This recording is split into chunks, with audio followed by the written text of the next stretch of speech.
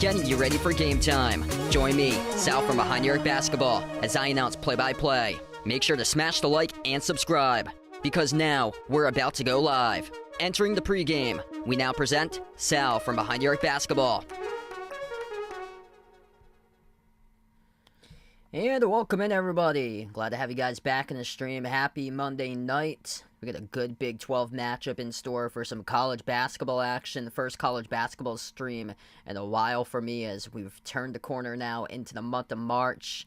And March Madness just over 2 weeks away. We get the Texas Longhorns on the road taking on the number 11 ranked Baylor Bears. This game will tip off in around 8.5 minutes from now. If you guys are new in the stream, make sure to smash the thumbs up, hit the like, hit the subscribe, ring that notification bell if you guys would like to be notified here for future live streams. Texas comes into the matchup 19-10 overall, 8-8 in Big 12 play this season. They're 4-5 on the road, and just outside the top 25, tied for 29th right now, receiving votes outside the top 25 in the AP poll.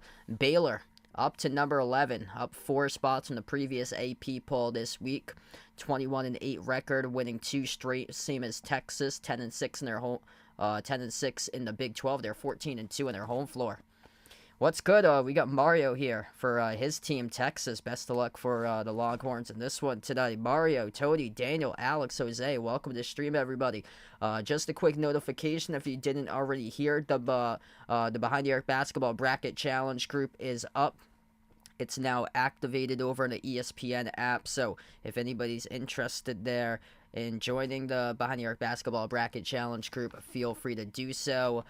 Very little slate for college basketball tonight, basically like one marquee matchup per window, and Duke beat NC State 79-64, and a road victory today for Duke, ranked at number 9 in the nation over NC State. This Baylor team's been rolling coming into this game, 2 wins in a row, 3rd in the Big 12 behind Houston and Iowa State.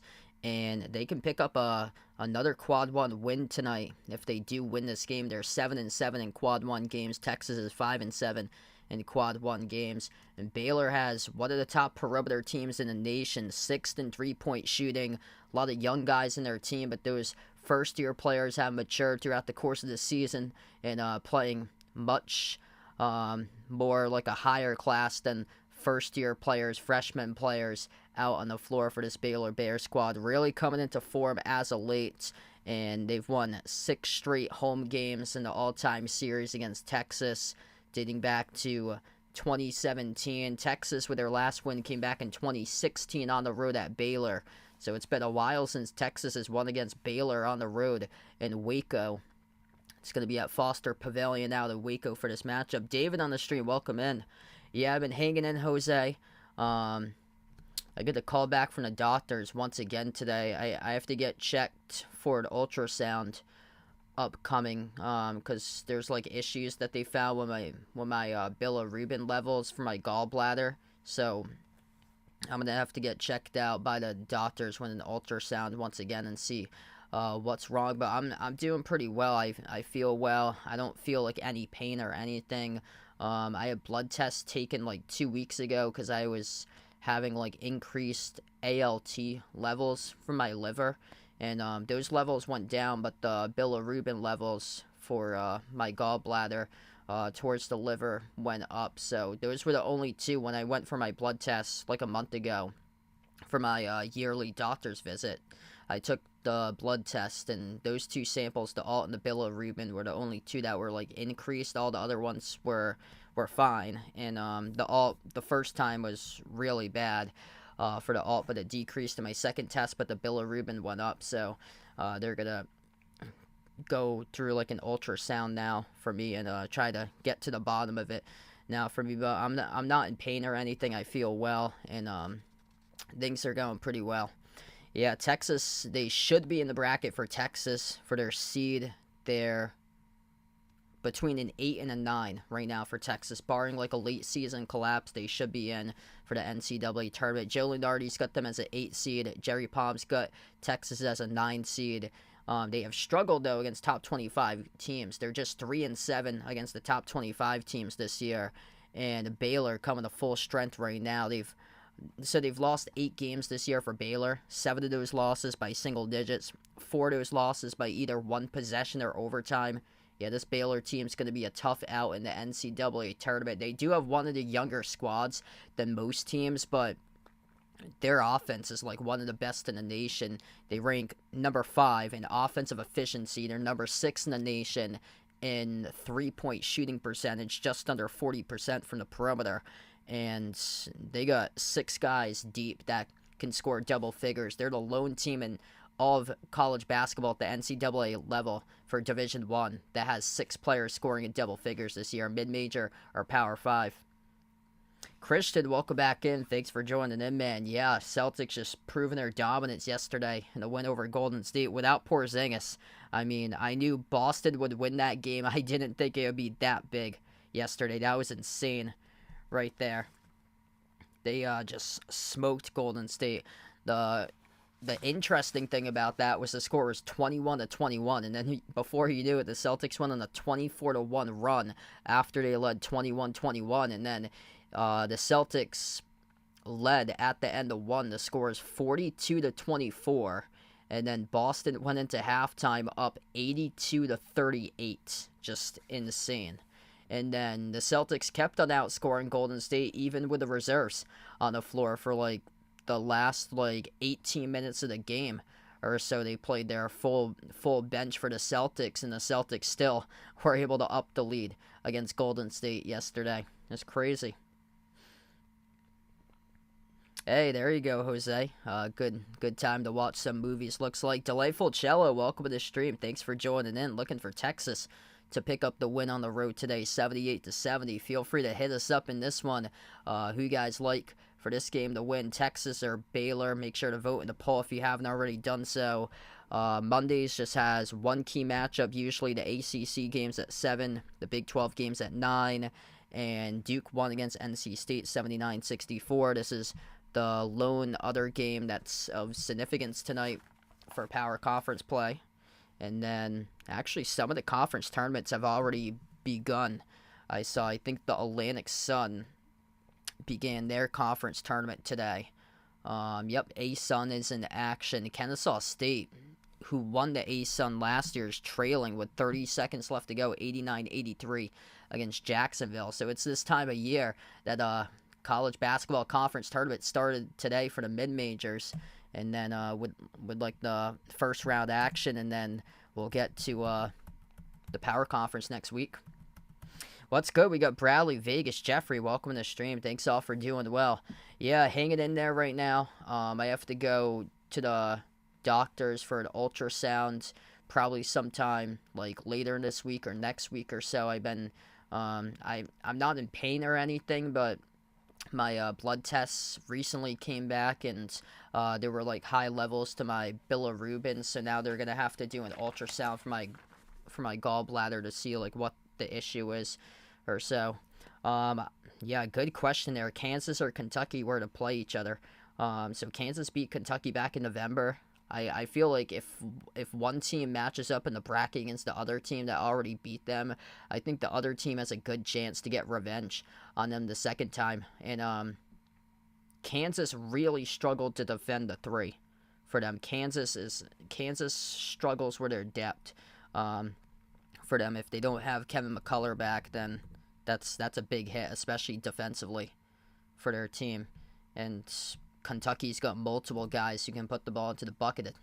They can just flat out score. The top scoring team in the nation. Yeah, I probably lean Kentucky in that game. I know they're playing like shootouts against like everybody, but like Kentucky's able to outlast whoever it is for the most part in shootouts for the majority of those games.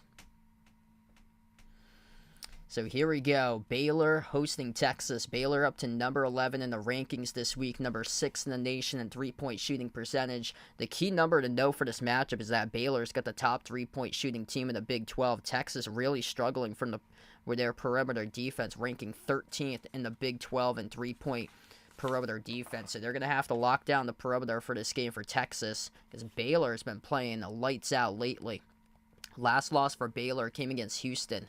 They lost that game in overtime, and they've lost a lot of recent games close. 7 games out of the 8 they've lost by single digits for Baylor. 4 of those either by one possession or in overtime as we are underway. Baylor controls the opening tip left to right on the floor wearing their home white jerseys for this matchup. Green numbers, green letters, and that's an offensive foul committed by Yves Missy in the first possession.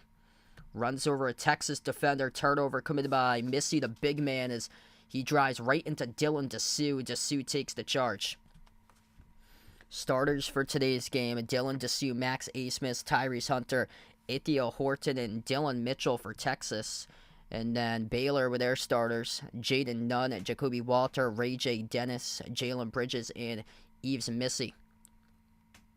Max Asmus, the transfer from Oral Roberts, outside to the wing. Tyrese Hunter jacks up the three, swishes it. 3-zip Texas in the first 30 seconds. Texas can hit threes, top 4 in the Big 12 in three-point shooting percentage this season. Baylor with their defense, the struggle has been interior D. That was the same issue last year, but they've been better with their interior D compared to last year, but still, it's been quite off this season for them. Yves Missy at the wing, handoff to Dennis. Dennis takes the 3 straight away, bricked off the back rim, no good. A rebound controlled by Asmus for Texas. So second possession now for Texas, going right to left in the floor the first minute of action. Max Asmus has it at the edge of the midcourt logo. Kind of an odd camera angle. If you're watching this game over on ESPN, the camera looks kind of tilted right now. Wide open 3 again. Hunter, oh, he hits it. Tyrese Hunter, back-to-back threes, 6-zip for the Longhorns. Great start here for Hunter right now. 21 points the last game against Baylor. Had 4 made threes in the win on January the 20th for Hunter. Thought about a 3 there by Nunn. Gave it up to the top of the key off to Missy. Missy hands it off to Dennis. Dennis double team. Bounce pass off the roll down. Yves Missy driving downhill, and he gets fouled. So Yves Missy, 2 free throws coming up now as the clock stops with 18-16. Got a lot of young players in this team, but top 50 recruits, bright future. Yves Missy is one of them. Top 30 recruit from Cameroon in his first season, same as Jacoby Walter. Top 10 recruit for him for the 5-star. Down the lineup, they got 6 guys averaging in double figures. Missy is one of them, poured in 11.2 points per game. First free throw missed off the back rim. Yeah, huge game tomorrow. Got to win that one for PC. Can't come up short in that game against their former head coach. Second free throw is good. 6-1 right now. The first minute 15 plus of action. Texas with a possession. Tyrese Hunter with all 6 so far. Moves the cross court to Ithiel Horton, the transfer from Pittsburgh. Max Asmus, a walking bucket at Oral Roberts, as he won those 2 tournament games back in 2021 against Ohio State and Florida. Jacks up the 3, delivers. Max Asmus on the board with a 3. 3 made threes by Texas. Perfect. 3 for 3 from the perimeter. Jaden Nunn off to Dennis. Dennis at the wing. Dennis dribbles up, drives downhill, inside, right to the rim, scores with a left-handed layup. First made field goal tonight for Baylor. Yeah, it's quite an odd camera angle. I feel like it should be like a lot lower. It seems like it's like kind of more like an overhead cam for the camera angle. Like their press box must be like much higher where to get that camera from. Mitchell at the elbow, dribbles up inside, works on Missy. Mitchell scores off the glass, up and in off the backboard. Yeah, that would be a big get right there if they're able to get Scott Drew from Baylor. I doubt that he would leave Baylor, though, because he won a national championship. Be a major loss for the program for Baylor. Just completely turned around the program. Missed 3 straight away, no good by Walter. Rebound control down the far side by Texas. Texas attacking downhill. Gets past the Baylor defense right to the cup. They scored a layup. Max Asmus good for 2. I think you're looking about taking a timeout, and that's exactly what Baylor does right now. 16:40 left to go. Scott Drew burns a timeout. What a start for Texas. With a win tonight, this would definitely be a lock in the bracket for Texas. They're most likely in just to be safe, though, in case there's bid stealers, barring a collapse, because they're on the 8 or 9 seed right now for Texas. But couldn't ask for a better start right now in this game for Texas. Their guards going off. Tyrese Hunter, 6 points. Max Asmus with 5. And Dylan Mitchell has chipped in with 2 so far. Perfect 5 for 5 from the floor, going right at the Baylor defense inside the key. That was terrible interior defense by Baylor just a minute ago. Yeah, so I think Scott Drew will stay at Baylor. Chris Holtmann, though, former Ohio State head coach, he's going to need a job someplace in the future for him. Hey, what's good? Oikoik, welcome back to the stream, man. Yeah, Ohio State looking really good this season. Yep, just a daily reminder here from Vegas. Make sure to keep that bottle of kerosene next to you when filling out a bracket. We're going to have some sort of big-time upset this year. I know we will. Back to action, 16.5 left to go. Lob down low, good position, scoring off the inbound. Jaden Nutt up and in off the glass for 2.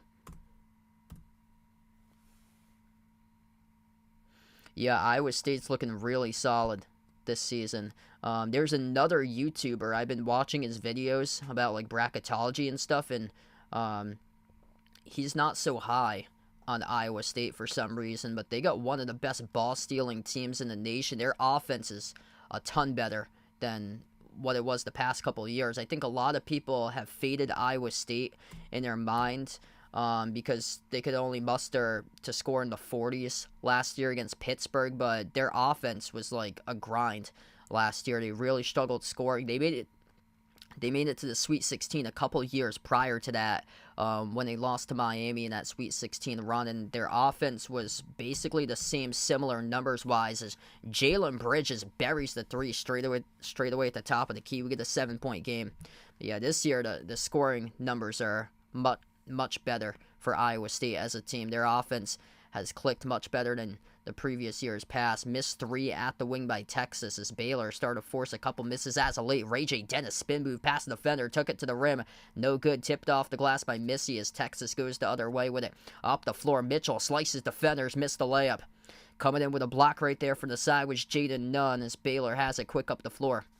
Top of the key with Nunn. Nunn will slow it down. A junior from Flint, Michigan, one of the 6 players in the team, averaging a double figures. Missy. That is off to... Yeah, that was Missy driving downhill to the rim and couldn't finish in the layup. Texas bobbled the ball. And Baylor, at the baseline, commits the reach and foul charge to Dennis. This will stop the clock. 14:48 left to go so far. The first, and we'll take the second timeout today and a media timeout.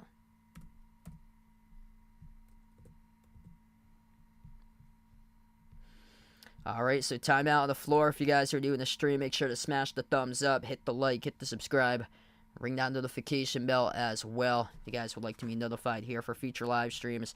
And quick update here, I also got the link in the chat, so if anybody's interested, feel free to join the Behind the Arc Basketball Bracket Challenge if you haven't already done yet. That link is now posted in the chat. It's the link is now available. It's been activated, and throughout the next 2 weeks, I'll keep on plugging that link in the chat to see as many people as we can get into the March Madness Bracket Challenge. We're going to do that once again over on ESPN. The link is in the chat.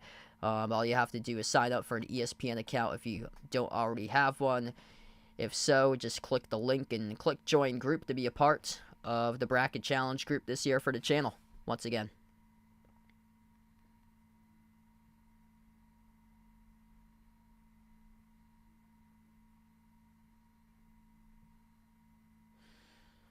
So, Celtics fan Jeffrey saying, used to live in Boston, now in Atlanta now, and still representing Boston. Good to hear.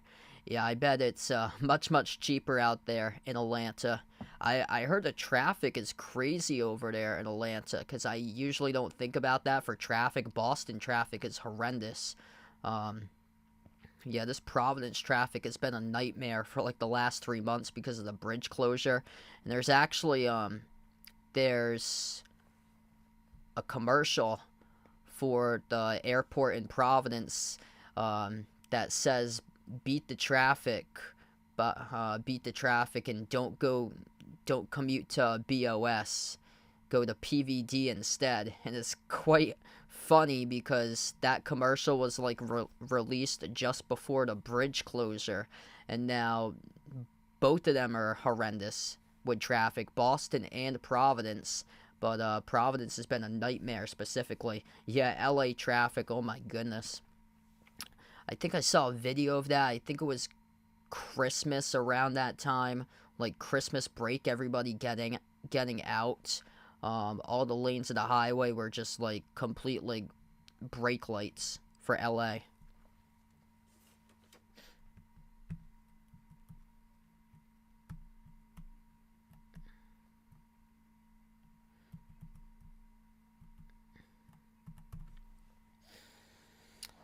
Not much going on for basketball action tonight for college hoops. The start of some of the smaller conference tournaments for mid-majors are going on. McNeese State in their regular season game leading Houston Christian 52-41. That could potentially be a team that could bust people's brackets as a 12 seed right there. If whoever gets set up against Wisconsin, that's looking more and more like a free pass into the second round, especially if Wisconsin holds that 5 seed. Then there's some dangerous 12s out there that can really do damage this season. We come back from the timeout. 7-point lead for Texas. Texas possesses the basketball. Brock Cunningham puts the ball into the hands to Max Asmith. Asmith at the wing. Slides it out on top off to Hunter. Hunter at the elbow. Takes the jumper. Deep 2. Rattled out. No good. Offensive rebound controlled by number 5, Caden Shedrick. The transfer for Virginia. Shedrick went up and Shedrick got fouled. So he'll shoot 2 at the free throw line for Shedrick.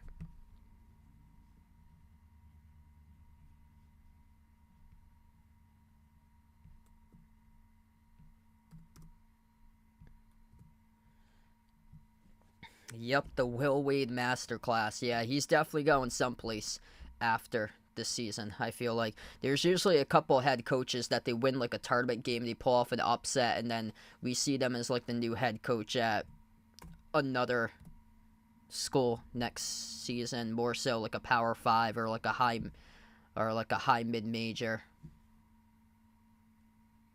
Both of the free throws are good. 17-8 right now for Texas. Yeah, Wisconsin's on the 5 or 6 line for them. Washington State's on the 5 seed or the 6 seed line as well. That's another team that could very well get upset because they got 0 NCAA tournament experience. As Baylor here commits the turnover around the perimeter. And man, Texas, you couldn't ask for a better start right now in this game.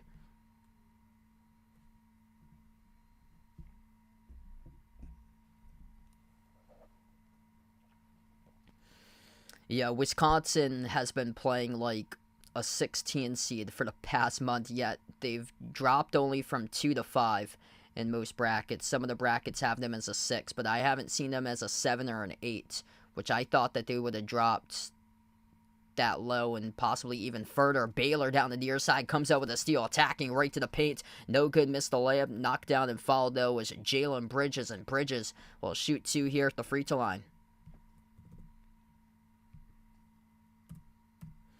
Just haven't been able to see this offensive explosion so far from Baylor from the perimeter guys. Just 1 for 3 from the perimeter. It was Texas starting off this game, knocking down shots from the outside.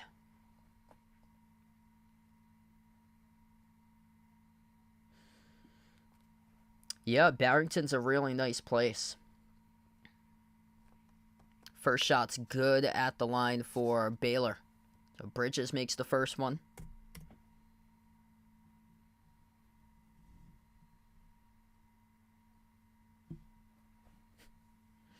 The founder from McDonald's, yeah. I wonder if that movie Super Size Me. I haven't watched that movie in quite a while. Second free throw missed.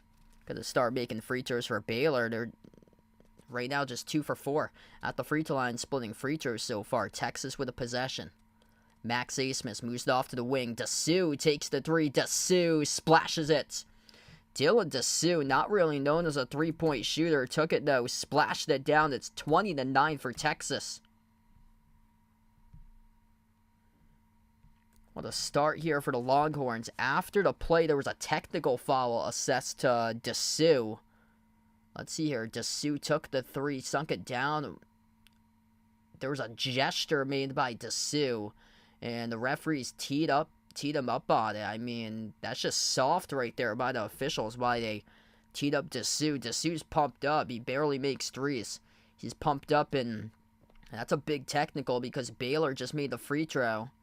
They get 2 shots at the free throw line because of this technical, so they'll have another one with Bridges, and he makes them both. That's a big technical right there. So instead of being up by 11, they're up by 9 right now.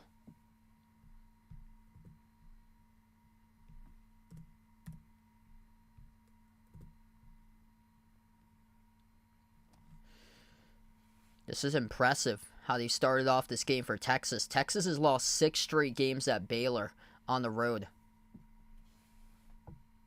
And Baylor have been playing red hot as of late. Texas has got a couple off losses this season. They're only 3-7 against AP top 25 teams. So statement start here for Texas. Texas deflects in the backcourt. They come up with a steal to the rim and drawing the foul.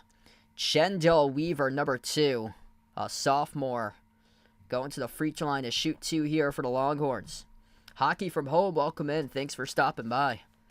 Yeah, Jacoby Walter just had it poked loose by Weaver in the backcourt. This is just uncharacteristic Baylor basketball right now. This Baylor team has some really good handles. One of the top passing teams in the nation as well, and they couldn't even cross midcourt with it. 2 shots, Weaver makes the first one.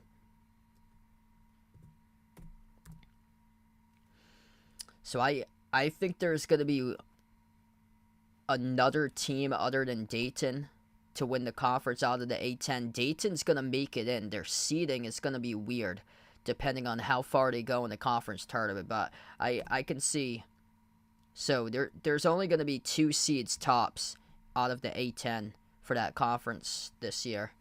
Since it's been like a weak conference. Loyola Chicago's got 20 wins, though. So Dayton, if Dayton wins the conference tournament, that's it. They're going to be the only team in that conference, which is crazy because it's got 15 teams.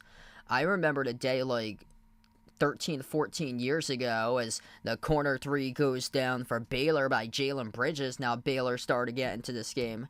I remember when they had Xavier and Temple, and they were constantly making NCAA tournaments out of that conference. There was as many as like 6 bids in consideration. This was going back to like 2008, 2009, like 6 bids in consideration those years, back in the late 2000s, out of the Atlantic 10. It was a stacked conference when they had Temple in the conference. Max Asmus up to 7, delivers at the right elbow, good for 2.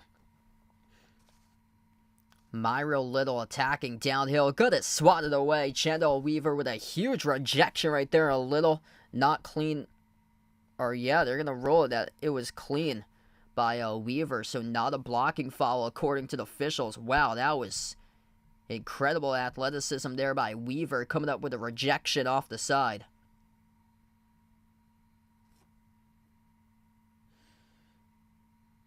Yeah, there's bid stealers. Like, if you're like Providence right now is not in good hands. They gotta make sure they take care of business tomorrow, and if you win against UConn, you get very, very close to being in. If you're Providence, as here goes Baylor to run out in transition, another rejection by Texas, but it's not clean, as that was charged to Mitchell on the shooting foul, and this will lead to Baylor with 2 free throws. Yeah, Virginia should be very concerned. Virginia's got blown out by 15 plus points 7 times this year for Virginia. I don't think they're making it in my honest opinion. Virginia, Wake Forest, Utah, Colorado, those Pac-12 teams I'm very concerned about. Utah and Colorado both in the bubble, because all it takes for them is just one bad loss in the conference tournament against somebody that's like Oregon State or Cal, and then you're done. If you suffer an early first round loss, you're done. And then plus, you got teams moving up lately in the bracket, like Ohio State and Iowa moving up past teams like Texas A&M and Ole Miss coming into consideration. So a lot of it has to play out. Wake Forest, people think that Wake Forest is still in the bracket. I don't know. I think they're going to be the first team into the number 1 seed in the NIT. In my honest opinion about Wake Forest, they get some really good analytics. They just have that win against Duke that they're hanging by. Though Max Asmith took the 3, rattled it in for the 3 ball, and he got intercepted down the near side of the floor by Asmith. Asmith up the court here at the wing, jacks up the 3, and he takes it, and he sinks it over Jaden Nunn for the 3 ball. 30-16 for Texas, an impressive start so far in the first 8.5 minutes. Wow, this is shocking. Largest lead of the game. Texas on the road where they've lost 6 straight games, and there's just no perimeter defense so far tonight for Baylor. Ray J. Dennis attacking at the low block, floats up the runner, missed off the back rim, offensive rebound by Missy. And Texas commits the loose ball foul. He can get some big-time buckets. I am worried if whoever that 1 seed is, watch out. It's not going to be Houston paired up with Texas in the second round most likely, but Purdue, you better be ready for Texas in round 2. And right now, Texas is drilling their shots in this game so far. 30-16 right now for Texas. Hey, what's good, Charliso? Welcome on the stream. Thanks for joining back in. Yeah, Indiana State's going to be real concerned because all it takes for them is just one bad loss. There's probably going to be one team from the Sun Belt that gets in, and both of those teams are going to finish with wins above 25 in the Sun Belt. So it's down to Appalachian State and James Madison, whoever wins the Sun Belt. Honestly, I think James Madison's deserving to get there. They beat Michigan State to start off the season for them. I'm going to take a look at that conference. Is that Sun Belt? Yeah, Sun Belt's got 2 teams with, oh my goodness, they're already surpassed 25. Yeah, App State has a record of 26-5.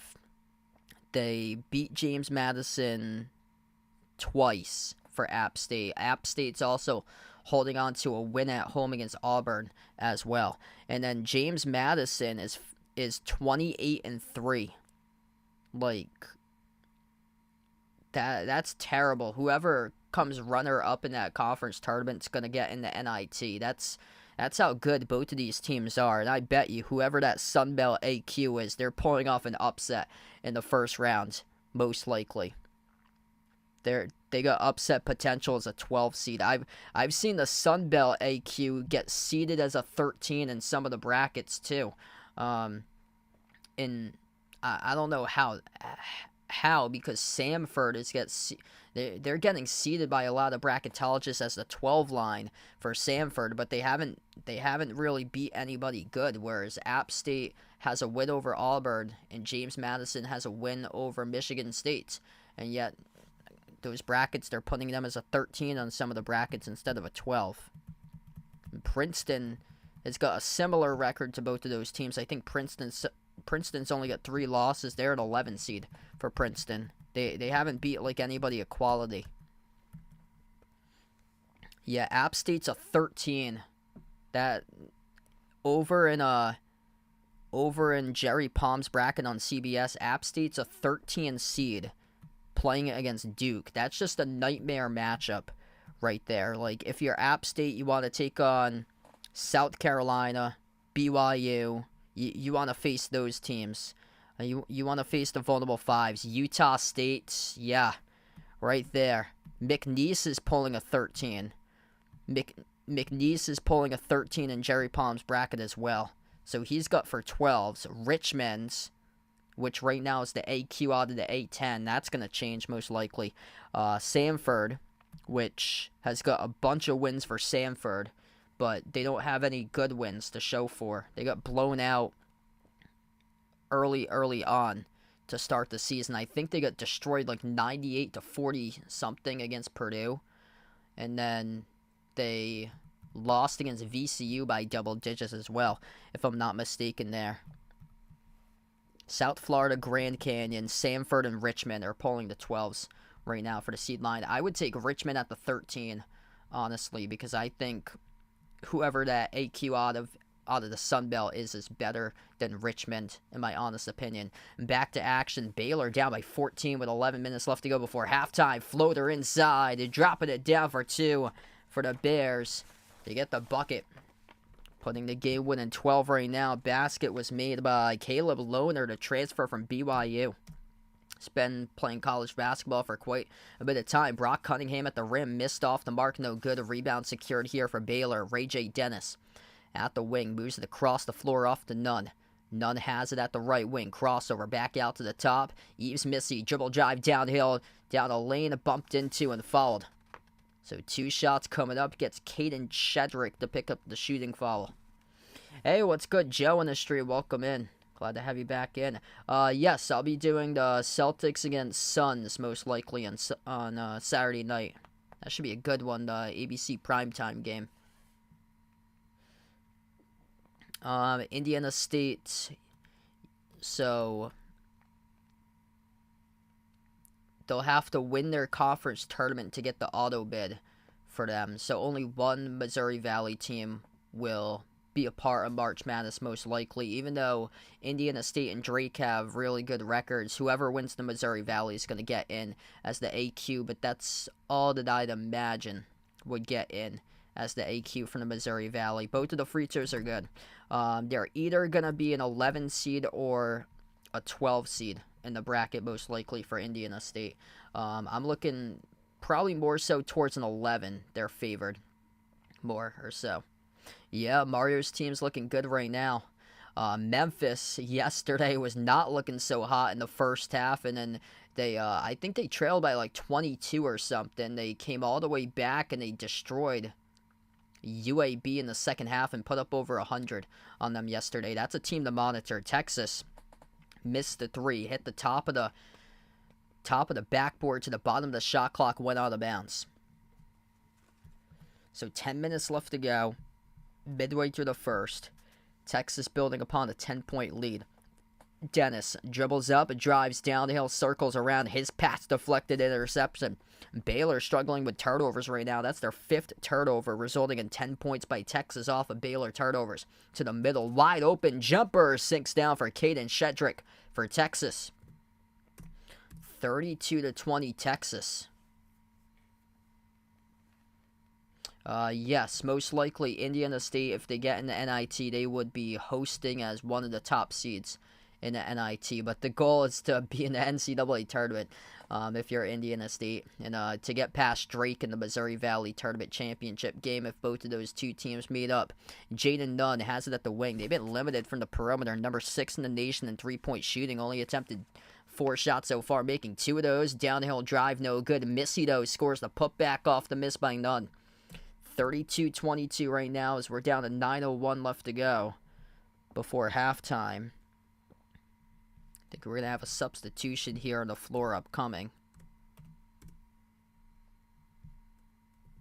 Impressive start so far by Texas. Texas just outside the top 25. If they win this game, they get a good chance to get back into the rankings for Texas, ranked at number 29 receiving votes this week.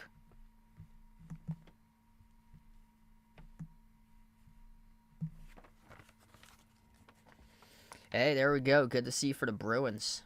This is being reviewed right now on the floor on the last basket. So let's see here. Strong drive by Nunn going downhill. Drew a triple team at the wing. A ton of contact. There was no call by the referees.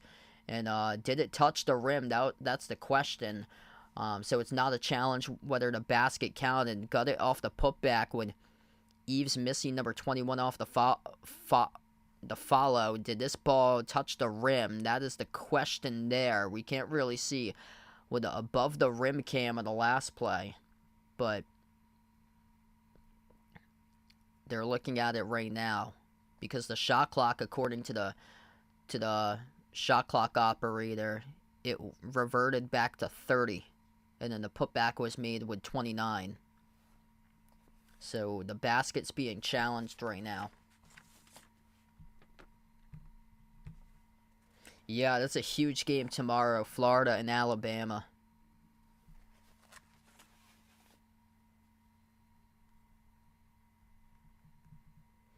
Florida needs that win tomorrow. I like Florida's chances, because Alabama's already securely a lock in the bracket. Florida's bubble, more so. They've been wavering seeds. They've been wavering between a 6, 7, and 8. They just need one more win, and they're a lock. And tomorrow's a home game, too, for Florida. So, yeah, I like Florida's chances tomorrow. And that game, another explosive offense for Florida going up against Alabama. Another explosive offense. But, yeah, both of those teams don't play defense. Yeah, Alabama's defense specifically has been atrocious lately.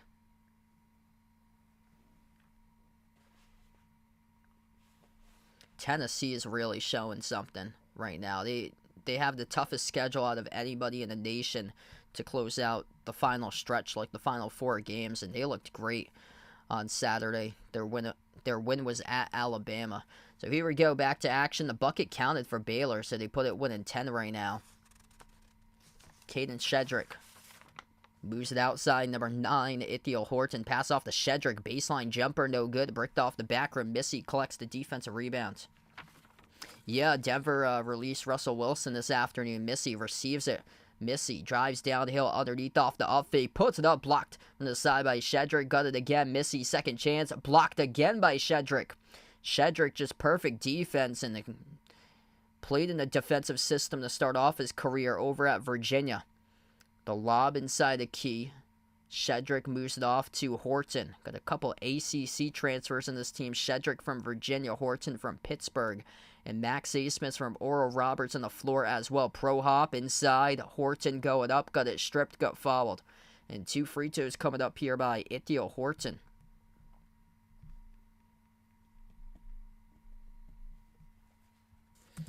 Yeah, this Texas team certainly has come a long way. 2 weeks ago, they were on the bubble squarely. They were like the last 4 teams out on the bubble squarely. And then they beat Texas Tech. They destroyed Texas Tech on the road at Texas Tech on February 27th. Last Tuesday, that put them right back into the bracket for Texas squarely. And then they beat Oklahoma State, took care of that game at home. So, yeah, things trending up. 3-1 in their last 4. Got crushed at Kansas on February 24th. But playing at Kansas has been a house of horrors for anybody. Houston, their largest margin of loss this season was on the road in early February against Kansas. And I feel like in terms of like a national champion, that's when like recent national champions have lost games like late January, early February. This year, the schedule is pushed back a week for March Madness, so it starts on the 21st for the first round games. Last year, I think it started around like the 16th, 17th or so. Texas with a deflection and a steal. They take it a distance, scored a 2 with a layup made by Max Asmus. Yeah, Kansas 2 years ago, when they won the national championship, they went to Rupp. They got destroyed against Kentucky. That game in the final game to close out January in 2022. UConn had a couple blips on their schedule last year in January, and then they bounced back, and they were just so dominant from February into March and then into April to win the championship last year. Transition three made by Jalen Bridges. He's made 2 threes so far today, soaring up. Missed the layup, no good there by Tyrese Hunter. 7 minutes left to go in the first. Bridges looking to see if he can start to carry his team in this game. Slow start here for Baylor, both offensively and defensively in this first half. Usually they're much, much better offensively than this. They take the three, though. They rattle it in for the triple. 36 to 28. Jalen Bridges has more than half of the points so far. 15 out of the 28. Burying threes, already surpassing his season average of 11.2. Timeout on the floor by Texas. Actually, this is a media timeout, so we're under 7. This is a media timeout here. So we're down to 6:41 left to go before half. Yeah, this is finally starting to get to be a good game right now. Both of these teams starting to make their shots. Texas is 60% from 3, 6 for 10 from the perimeter. Baylor is 80%, but they've only attempted 6 threes. They're 4 for 6 from the perimeter. If Baylor can just take care of the basketball, then they have the chance to come back into this game because the turnover issues have been there throughout. 6 turnovers by Baylor, just 1 by Texas. Texas doing a great job taking care of the ball. Max Asmus has 15 for Texas. Jalen Bridges got 15 for Baylor. Yeah, free agency upcoming for the NFL. Yeah, I heard about that. So Jason Kelsey retired today too. Ron, welcome to the stream, man. Thanks for stopping by.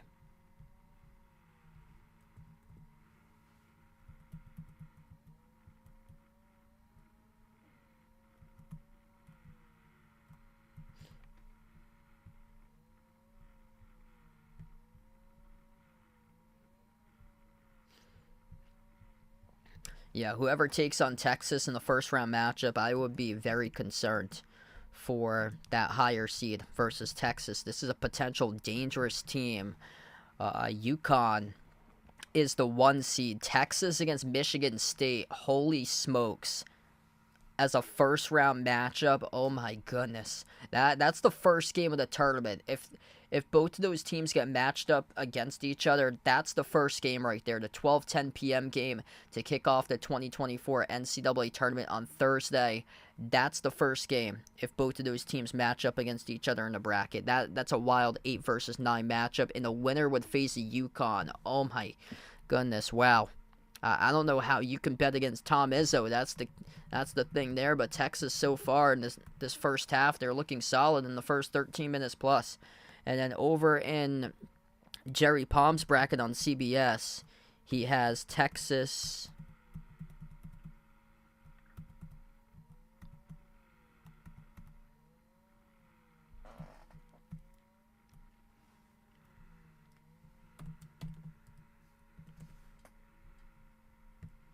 Oh, he's got them as a 9 seed. That's a gimme right there. Winning over FAU, if that would happen, most likely they'd be playing FAU. Oh my goodness, FAU this year has been a seesaw. I don't know what they're gonna bring to the bracket. Like, if Texas matches up in a 9-8 versus FAU, like, I don't know. That team's all over the map this year. So unpredictable. Some of these teams are so unpredictable. Memphis, if they make it in, they're just a roller coaster. Kentucky is the same thing. Like, Kentucky does not play defense, but they can put up 115 on you. And then this FAU team, they are just all over the place this year. They have a quad 4 loss. I think they got every single win and loss that there is for all the quads that you can have. Like, they are just so erratic this season for FAU. I don't know what to expect. I don't even think they're safe, in my honest opinion. If they collapse late stretch of the season, if they get eliminated early on in the American, are they even an NCAA tournament team? That's the question. Quarter 3, back from the timeout. Texas keeps on sinking threes. They're 7 for 11 from the perimeter as they kick it out to the corner. Ithiel Horton delivers in the 3. Yeah, Memphis would have to win the American outright right now. They were down by 22 yesterday against UAB. They came back and they poured in over 100 to win. And the announcing crew yesterday, they were like, based on the second half performance, Memphis sure looks like an NCAA tournament team. That's what the announcing crew for that game was talking about. Horton passes off to the middle to Sue. Outside finds his teammate Hunter. Hunter no good in the three, rattled out. Rebound controlled by Baylor. 5:45 left to go in the first now. Top of the key, Jalen Bridges. He's got 15 out of the 28, more than half of the points for the Bears so far today. Eves Missy tours his left around the perimeter. Hands it off to Jacoby Walter. Walter dribbles up. Follow away deep two. Missed off the rim, no good. That's usually a shot that he'll make as it goes back to Texas with the rebounds. A-Smith finds the Sioux at the wing, back to A-Smith at the top, moves it out to the free throw circle. Brock Cunningham to the middle, missed off the mark, no good on the floater by DeSue. Baylor collects the defensive rebound. As we're down to 5:15 left to go in the first, the Bears with a possession. Ray J. Dennis, skip pass, right corner off to Nunn. Right baseline dribble, Nunn going up on a shot, no good off the mark. Battle for the rebound, trying to come down with it. He does, he goes up, he gets fouled. 2 free throws coming up here by Jaden Nunn. Yeah, usually this Baylor team, historically, they just don't seem to get upset in the tournament early on. There was that 2016 game, R.J. Hunter in Georgia State, that Ron Hunter fell off his chair. R.J. made a game-winning 3 right before the buzzer and beat Baylor. I think that was a 14 versus 3 matchup, if I'm not mistaken. 2 shots at the line. First one's good here by Jaden Nunn, but ever since that loss in 2016, I don't remember any recent memory of Baylor going down early in the bracket. They've always just been so consistent, either like a 1, 2, or 3 in most seasons. Second free throw is good. Their defense, though, has been a major question mark lately. Like last year, that was a question mark, but still, I mean, they pour in so much for points. Like, I don't know how you can pick against them in the first round based on how they have multiple guys that can score the ball. Inside the key with Cunningham, kick out, quarter. Here's a 3 by Horton, no good. He was left open. So it goes back to Baylor with a possession. Jaden Nunn dribbles up off the spin move inside, off the up fake, jumper, mid-range, off the back rim, no good, tipped out of bounds, and it's last touched off of Texas. Hanging in right now, they're just going to make more shots. If they make more shots, because Texas is on the scoring drought, then Baylor takes this game. And Texas right now, simply impressive what they've done in the first half. They got up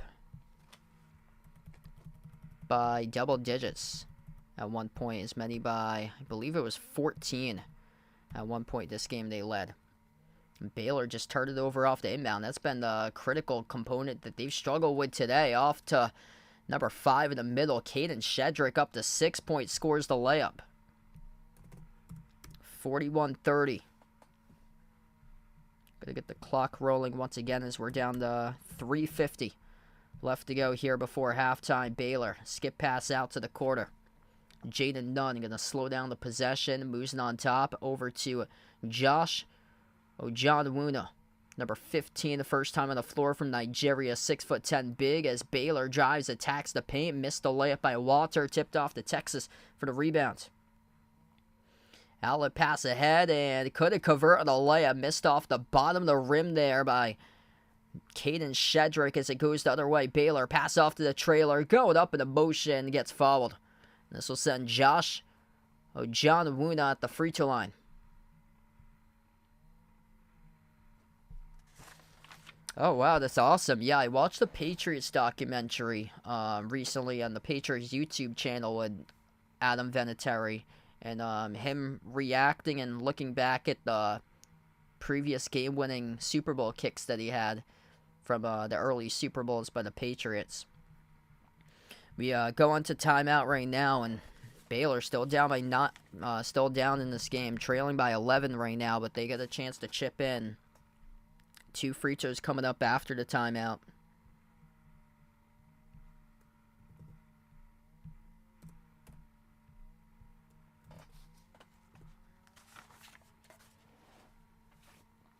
52% shooting by Texas so far, and their defense has been a force, limiting Baylor to just 33. As Texas getting whatever they want inside. That was the part that Baylor struggled upon this year, has been interior defense, but also just lighting it up from three.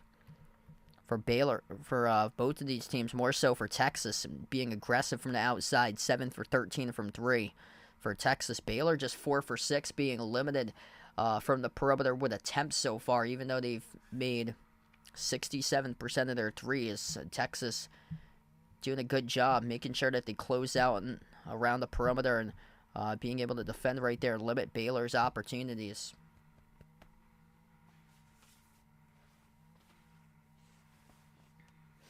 Yeah, it depends on the matchups for Baylor. Probably around the Sweet 16 or so for them, most likely. But there are some dangerous 6 seeds out there if they do get a 3 seed. I see them projected either as a 3 or a 2 for Baylor. So let's see here. Lunardi has Baylor listed as a 3 seed, which they would take on the High Point in the first round. The High Point is the 14. It's got them listed against. Yeah, I don't even remember when the High Point went to the NCAA tournament, but they're 24-7. Let's see their schedule. Yeah, they haven't beat anybody good. They only played one Power 5. They lost against Georgia by 8, 66-58.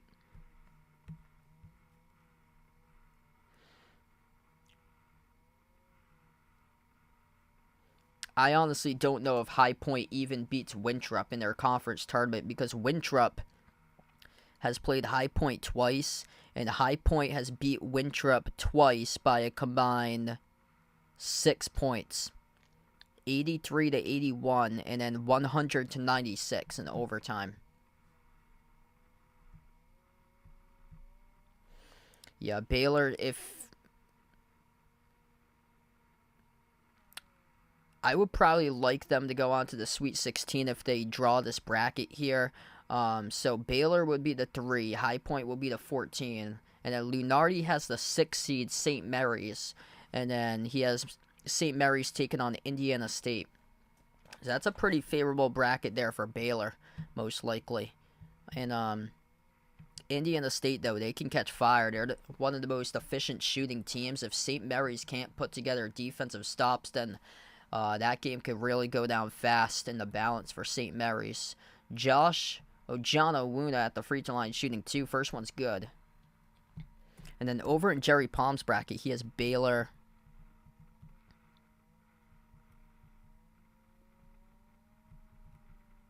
up to a 2 seed, taking on Colgate in the first round. Yeah, Colgate's going to pick off somebody in the NCAA tournament. Just not sure if it's going to be this year, in my honest opinion, for Colgate. That Patriot League, once again, is weak, so they really haven't faced any, stiff competition. I thought it would have been, a couple years ago or so. That Arkansas matchup that they had, Colgate came into the tournament in 2021. They were a complete unknown that year. I had Arkansas winning that game that season, but Colgate got up at one point. They were up 33-19 against Arkansas at one point in that game. So yeah, they've had some closer matchups, and then the following year they had a really good chance. I thought they played a solid 35 minutes against Wisconsin and Johnny Davis, and Davis came into that game lingering with an injury. They were super close. I mean, that's what it's going to take for Colgate. You're going to have some random 3 or 2 seed that you're facing that usually never gets a 2 or 3 seed. Right now, how Washington State is a 5. Some of these teams are a 5 or a 6, like Washington State, Clemson, Utah State. Those teams usually aren't projected that high. That's what it's going to take to pull off an upset someday by Colgate. You're going to have to face a team that usually isn't a super high seed that has that season. I remember Missouri, one of the years, they were a 2 and Norfolk State was a 15, and Norfolk State pulled off the upset. Yeah, it's those types of matchups, teams that have 0 NCAA tournament experience, like this Washington State squad. Yeah, I can see an upset written all over that with that team in the first round, especially how the 5 seeds have been playing. Texas just scored for 2 by Smith. Backdoor cutter. Nobody was able to guard Ojana Wuna right there off the cut to the hoop. It's now 43-34. Under 2 minutes left to go before halftime. Texas jumper mid-range. Brock Cunningham delivers for 2. He's been with the program for quite a bit of time. Impressive start by Texas. 45 points in the first half of action. Down to the final minute and a half here. Baylor with the ball. Ray J. Dennis moves it out to the corner. Catch and fire. 3 Bridges. And he hits it. Jalen Bridges, bang, bang from the corner. Keeping his team in this game. He's got 18 out of the 37. Almost half of the points, by the way, is perfect from 3. 5 for 5 from the perimeter. 10 plus the previous 6 out of 7 games for Bridges. Hunter, skip pass out to the corner. Texas with the ball at the wing. Horton outside finds Hunter. Hunter down to 12 in the shot clock. Lobs it off to the elbow into the hands to Cunningham. Handoff. Hunter drives downhill. Dump off underneath. Throws it down with a two-handed flush. The dunk by Caden Shedrick bringing the energy for the Longhorns. 47-37 with under a minute left to go. Shedrick's got 8. Great pass here. Tyrese Hunter spinning underneath the hoop. Knew that it would be too much if he went into a layup motion. Made the extra pass to the cutting Shedrick off the baseline and threw it down. Great first half by Texas.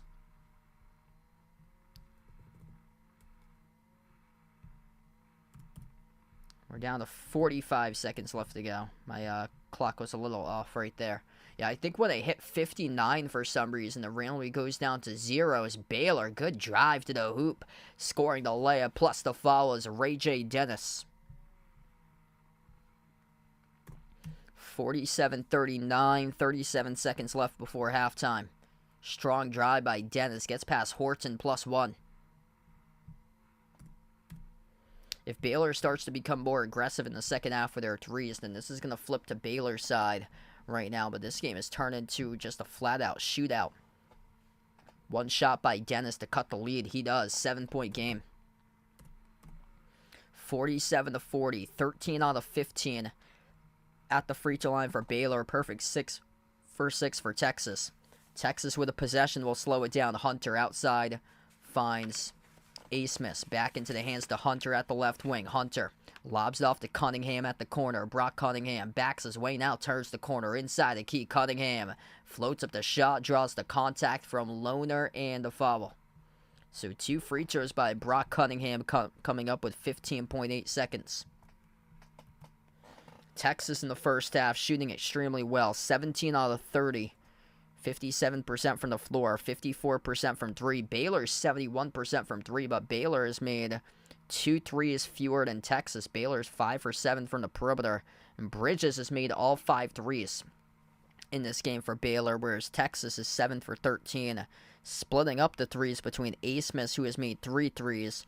Tyrese Hunter has made 2, and then 1 each between Dessou and Horton. Second free throw skipped around the rim and out. Cunningham split the free throws. 8-point lead. Final 15 seconds left to go in the first. Baylor crosses midcourt. Ray J. Dennis has it at the midcourt logo. Dennis, top of the key now. 3 seconds left to go for Dennis as he floats the pass all the way up to the top. Got rejected out of bounds with 0.7 though. So this will stay Baylor ball as Tennessee deflected it out with 0.7. Excellent defense by the Longhorns right there. 0.7 of a second left to go before we go into halftime. Baylor will get the inbound underneath. Gonna have to find an open player here to tap one in at the rim. So close right there off the lead pass off the inbound. Couldn't put it through though at the buzzer as it went off the back rim, misfired by Jaden Nunn. We close out at the end of the first. Texas 48, Baylor 40.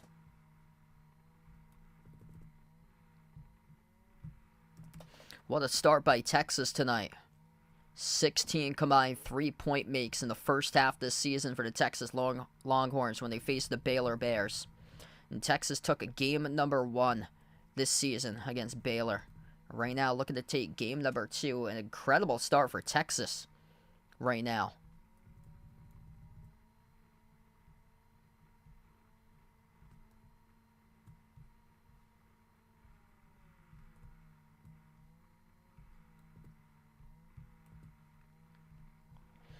Alright, so we go into halftime. If you guys are new in the stream, make sure to smash the thumbs up, hit the like, hit the subscribe, ring that notification bell if you guys would like to be notified here for future live streams I cover. Quick update, the Behind the Arc Basketball Bracket Challenge is now out. And it's activated, so feel free to join in on the Behind the Arc Basketball Bracket Challenge. Create an ESPN account and click join group to become a part of the Behind the Arc Basketball Bracket Challenge. That link is posted in the chat. Anybody is welcome to do so. It's free for anybody to join the Bracket Challenge group.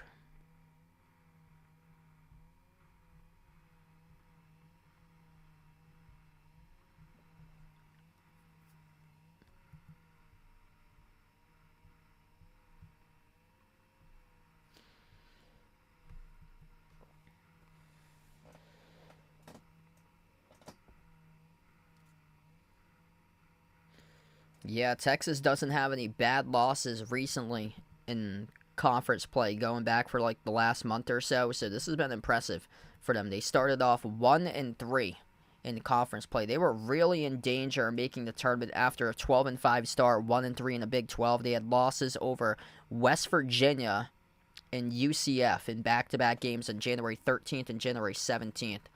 And other than that, they don't have like any bad losses. Their losses this year have been against UConn, Marquette, Texas Tech, West Virginia, UCF. Those are the only two that were bad back-to-back in mid-January between West Virginia and UCF. And then they lost against BYU, Houston in overtime, Houston again on the road, and then lost against Kansas at Fog Allen. So, yeah, this Texas team really coming into form. It was concerning for them because their net rating wasn't that high to begin the year because they beat Louisville by 1. They only beat Louisville by 1, 81-80. If they lost that game, then we'd be talking about Texas right now being like in the last 8 in if Texas had lost that game against Louisville. So close games for Texas. They have that 1-point win over Louisville. Other than that, they took care of the rest of the non-conference opponents that they had on the schedule. They beat Cincinnati by 1. That's a huge win right there. So 1 against Cincinnati by 1. Beat Baylor by 2 in the first matchup on January 20th, 75-73. Beat Kansas State by 6, 62-56. So yeah, some of these wins, close wins that they got, certainly helped out for them. They just need signature wins. That's what they're missing upon for Texas. They're 3-7 against AP top 25 teams. So they've lost against UConn, lost against Marquette.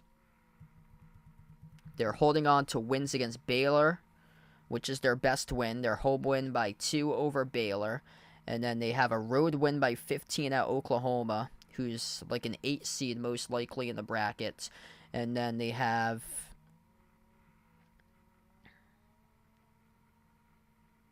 a road win at Tennessee, or a road win at TCU. I mean, right there, TCU, which they were ranked at one point at 25. Hey, what's good, Jimmy in the stream? Welcome in. Thanks for joining in. Yeah, it should be a fun selection Sunday coming up. So we're under 13 days away from the brackets being revealed. If anybody's interested in being a part of the Behind the Arc Basketball Bracket Challenge, all are welcome to do so. All you have to do is click the link and then sign up for an ESPN account if you don't already have one. If so, all you have to do is click join group and then you'll be a part of the Behind the Arc Basketball Bracket Challenge group for March Madness. Last year we had over like 70 plus people be a part of the group, so we'll see if we can keep on growing this year. Yeah, somebody's doesn't shock me. Every single one of my college basketball streams that I've covered this year, there's people that keep on illegally streaming these games. It's unfortunate. Yeah, that's why I haven't covered college that much, because there's like no point in doing so, because it's just a bunch of illegal streamers. Hopefully during the tournament it'll be much better and they won't be able to get away with that, because then it just takes away from the purpose of the channel. Like, it's just unfortunate.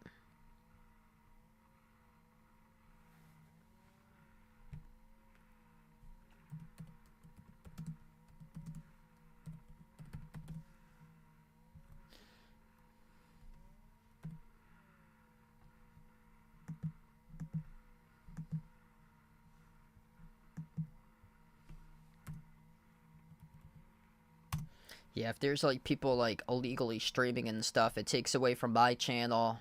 People, it clogs up the algorithm, and then people don't discover my channel, and then it decreases viewership significantly. We don't grow with viewers, and then it prevents me from making any sort of revenue to make these streams possible, because I put in the time and effort to make these streams possible, paying for the streaming bill so I can get the proper channels to cover these basketball games, through paying the monthly streaming bill for YouTube TV, plus the laptops that I pay for, plus the microphone and headphones that I paid for, the camera that I have.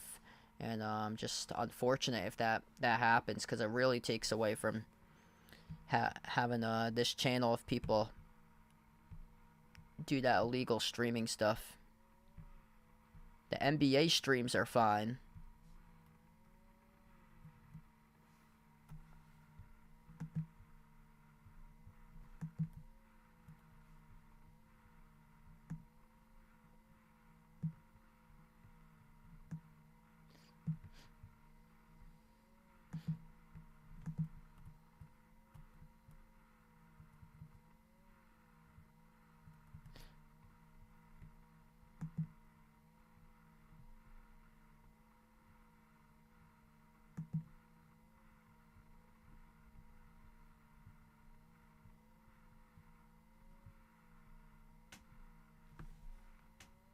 Yeah, LeBron, a couple nights ago, reaching the 40K milestone. That's not going to be touched.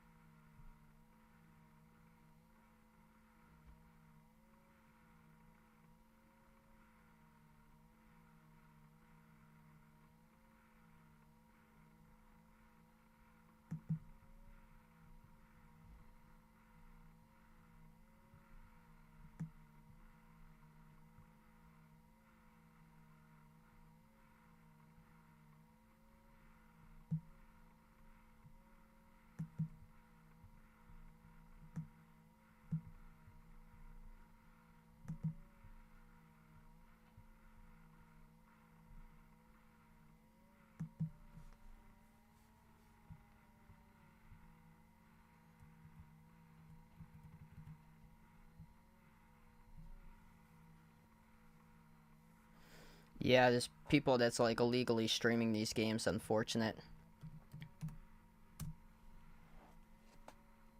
If you guys are new in the stream, make sure to smash the thumbs up, hit the like, hit the subscribe, ring that notification bell, as well as we're gearing up for March Madness. Couple weeks from now on the channel. Duke won against NC State earlier today. 79-63 the final score. Baylor's going to have to start drilling more their threes to come back in this game, take care of the basketball. That's the big key in the second half for Baylor that they're going to have to do.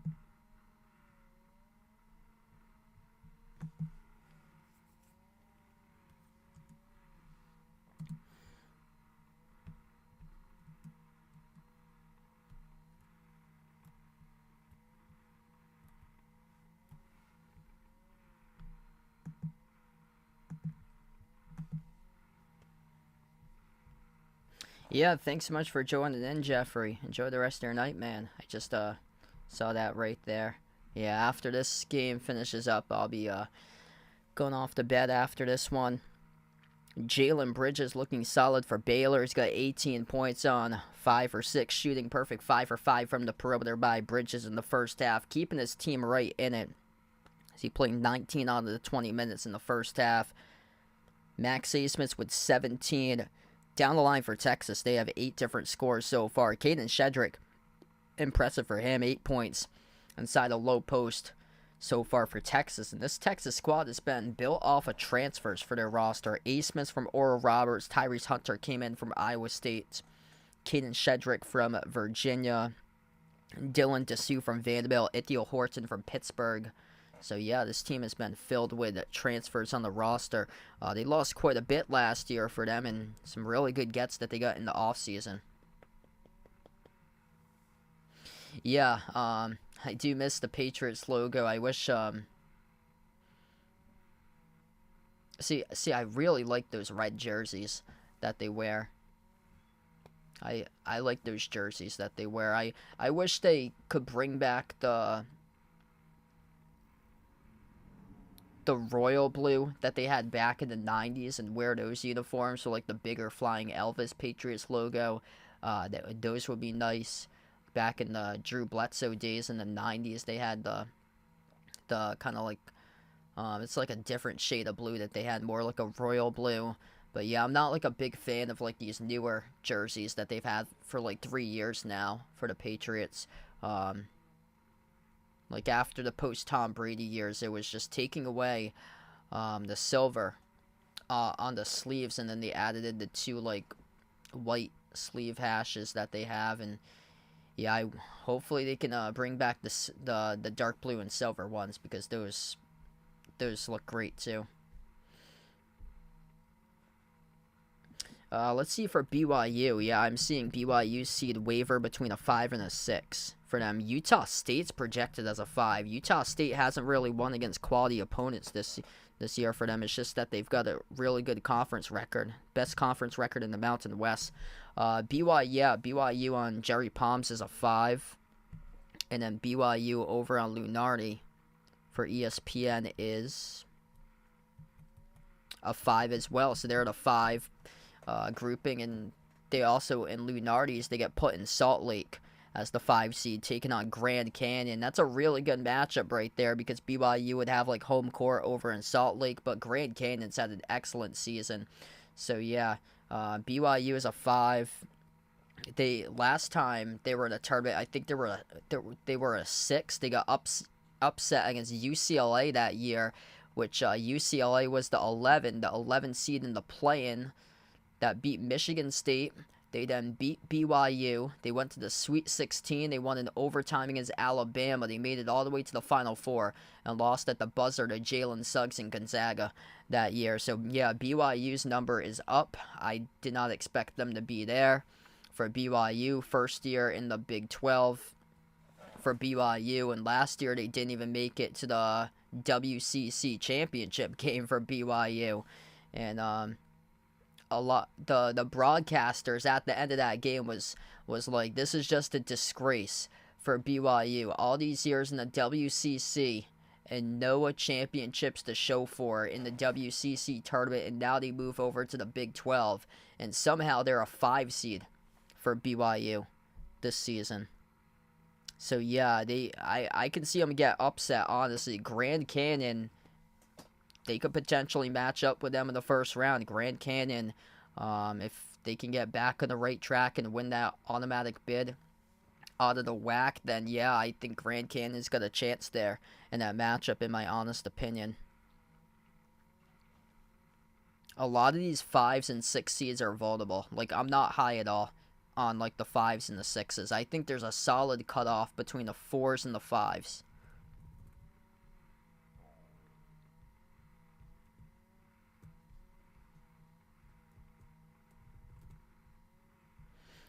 And also to keep note, BYU, wherever they go, they're going to have to play in a pod that plays games on Thursday and Saturday, because they can't play games on Sunday for BYU. So they prohibit any games for them to partake on a Sunday for BYU. So they have to play on Thursday and Saturdays for those first and second round games. I was wondering why is the Final Four always been on like Saturday or so? Well, if you have a team like BYU get all the way to the Final Four, then you can't play the game on Sunday. So that's why there's a break between the Final Four on the Saturday and then the Monday with the national championship. Oop. I was thinking NBA right there. We're in college. I've been doing so many NBA games lately. 19 minutes we got remaining in this game as Texas tacks on to 2. 50-40 right now the score. Max A. Smith, 3,059 career points. Right now he ranks 9th all-time in Division I scoring for Max A. Smith 3 years ago. Pulled off the upset in the 15-2 over Ohio State. He was leading the way in scoring that season. He averaged like 24 points per game. It's kind of shocking that he's still in college right now, honestly, for Max A. Smith, because we thought that he'd file for the NBA draft, go to the NBA draft after the 2021 season.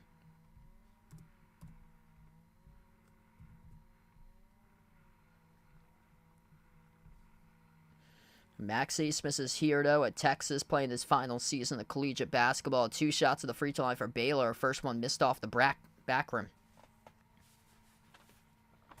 They're just not finding their stroke right now at the free throw line. Yep, the Oral Roberts legend. That was a nightmare matchup last year. They got faced up against Duke in the 12-5 matchup in the first round. That was the worst bracket pick that you could ever have by the selection committee for Oral Roberts to face. Texas with the ball at the wing to Sue. Hands it off over to A. Smith. A. Smith jacks up the corner 3 off the mark. No good. Tip in. Right back there for Texas. Able to tap it in over the cylinder by Dylan Mitchell. Puts it back in and puts the score up by 12. Baylor's gotta go. Right now in trouble in this game. Ray J. Dennis attacks inside the paint, drives right to the cup, scores up and in off the backboard. 10-point game right now. Ray J. Dennis up to 7 now for Baylor. Tyrese Hunter, edge of the midcourt logo for Texas. Hunter sends it over to Dessou, passes left corner to 3, swoosh. Max A. Smith sinks down the 3. He's got 22 right now. The early second half of action. 4 for 7 from the perimeter, 22 points by A. Smith, averaging 16. The team leader this season. Dribble drive, burst to the rim, puts it in, up and in, off the glass with another layup made by Dennis.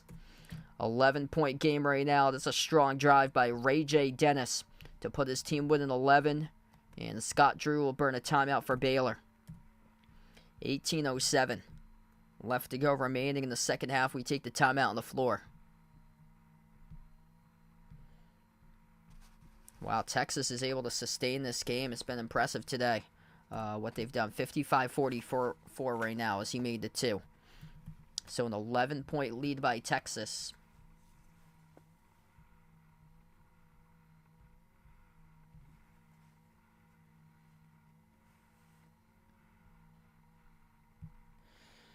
And Texas has been shooting the ball lights out, 59% from the floor right now in this game, 20 for 34. Baylor's been limited to 43% today. Quick update, we do have scores. Haven't even got to the scoreboard update yet for the NBA, but this is what we got currently tonight. Bucks leading the Clippers 104-96. Bucks without Giannis in that game tonight, and Damian Lillard dropping down 39 at the moment, under 2 minutes left to go. T-Wolves up over the Blazers 115-101. Wizards up at the half over the Jazz. High score game there, 75-74. And then the Bulls leading the Kings 15-13.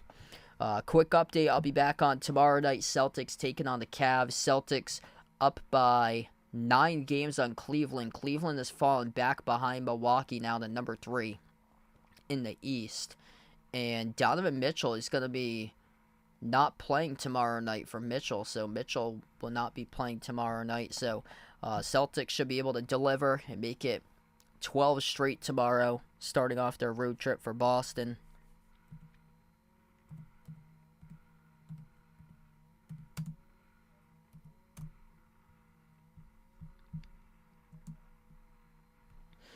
Yeah, so Donovan Mitchell is going to miss the next three games due to a knee injury for him. Looking at the Celtics injury report for tomorrow, Jaylen Brown's coming into tomorrow night's game questionable due to a left knee contusion.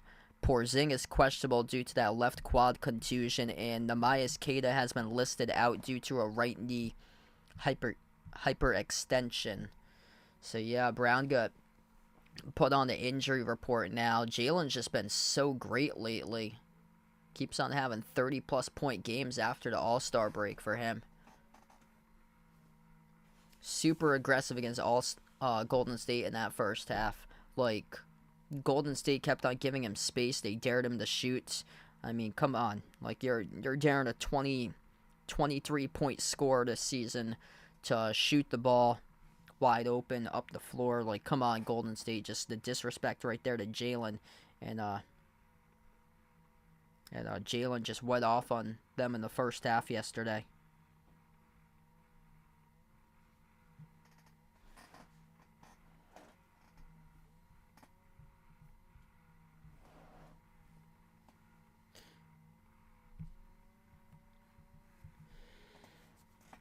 Yeah, thinking about that BYU team too. BYU attempts a lot of threes. That's what they rely upon, their three-point games. So if they go against a team that defends the perimeter extremely well, then watch out in that game because they're going to struggle for BYU. They get a couple really good defenses there that could be a 12 seed that you got to keep an eye on. McNeese State and Appalachian State, both of those teams, if they end up being 12 seeds and one of them faces BYU, then those two teams are really solid, locking up the perimeter.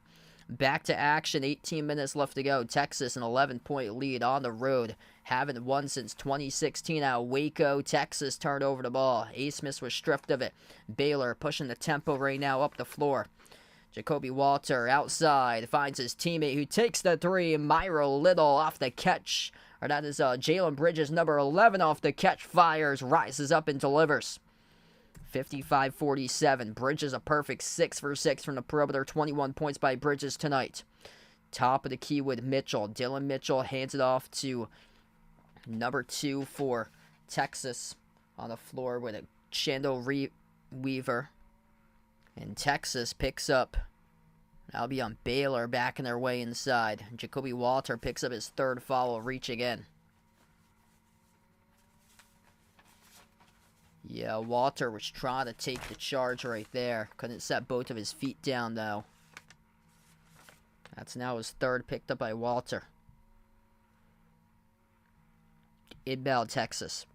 Out to the corner. Hunter jacks up the three. Missed off the mark. No good. A rebound controlled by Baylor now. As the Bears have it past midcourt. Walter. Hand off to Dennis. Moves it off to Missy. Eves Missy. Free throw circle. Attacks inside the paint. Bouncing bodies. Lost control of the basketball as he got it stripped by Shedrick. Texas by 8. 9 turnovers committed by Baylor. Just 3 in this game for the Longhorns as they will attack inside the paint. Floats it up with a teardrop. Max A. Smith. Good for 2. And a steal in the backcourt. A. Smith once again able to put it in off the inbound miscue right there by Baylor. 59-47. A. Smith's back-to-back buckets, a floater, and then came up with a steal in the backcourt 5 seconds later. And Texas will pick up the reach-in foul committed by Dylan Mitchell, his second. Wow, things starting to get out of hand in this game, Carly. Baylor's got to get their team back in order with these 10 turnovers. Yeah, thanks for joining in tonight, Alex. I'll see you back tomorrow, man.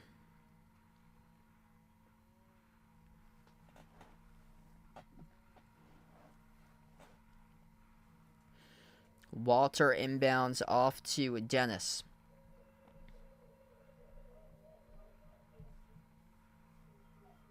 At the wing with Bridges. Bridges drives baseline to the cup, throws it down with a two-handed flush. 10-point game, really needed that bucket. Jalen Bridges carrying his team tonight. 23 out of the 49, almost half of the points. Texas crosses midcourt. Puts the ball into the hands of Tyrese Hunter. Hunter Slows down the possession now, top of the key. Goes out to the left wing perimeter off to A. Smith, who's got 24. A. Smith's jumper deep two, no good. Caught it though. Off the catch, the putback there for two. Up and in off the glass by Shedrick. Caden Shedrick now to double figures with 10. That was off an air ball shot towards the wide left of the rim there by A. Smith. Contact around the perimeter. Trying to rush through the screen. Baylor picks. That's going to be charged to Texas by Shedrick trying to fight through the screen. That was set by the Bears. Max A. Smith taking over this game. A high floater off the teardrop. The kiss off the glass for two. Jalen Bridges on the opposite side. He's got 23. A. Smith with 24. A lot more scoring help for Texas tonight in this matchup here. 10 by Shedrick. 8 by Tyrese Hunter as we take the timeout on the floor.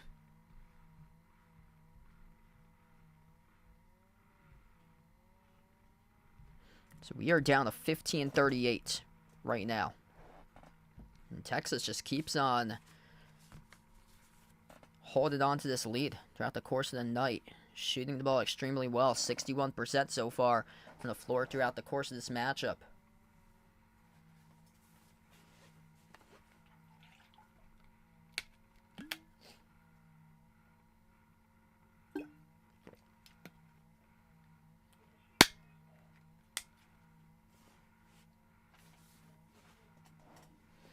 If you're new in the stream, make sure to smash the thumbs up, hit the like, hit the subscribe, ring that notification bell if you guys would like to be notified here for future live streams I cover on the channel.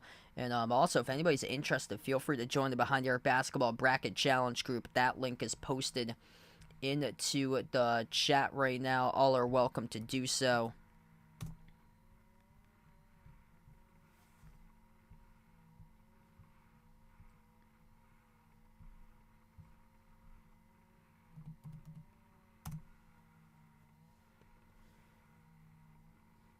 Feel free to let us know out in the chat, too, who you guys like to win tonight's game here, Texas or Baylor.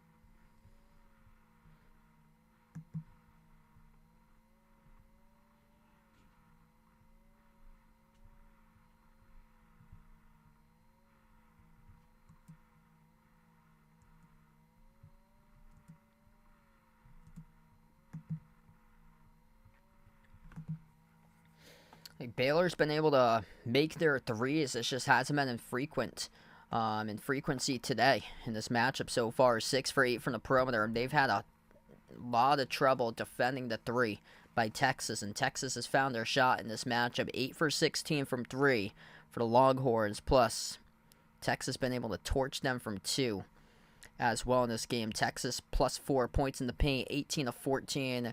Texas able to collect 6 steals, leading to 20 points off turnovers, and Baylor's turned it over 10 total times tonight. Texas with just 3 total turnovers this entire game. Just experience at the guard play position, and that's been a key so far in this matchup as we see Max A. Smith 4 assists, just 1 turnover, dropping down 24 points in 24 minutes tonight by Max A. Smith.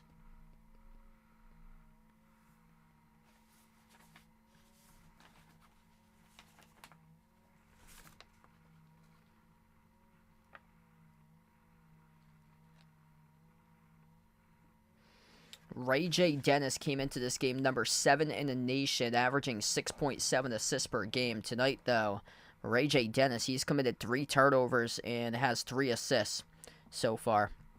Jalen Bridges keeping Baylor in this one. 7 for 8 shooting by Bridges. Perfect 6 for 6 from 3.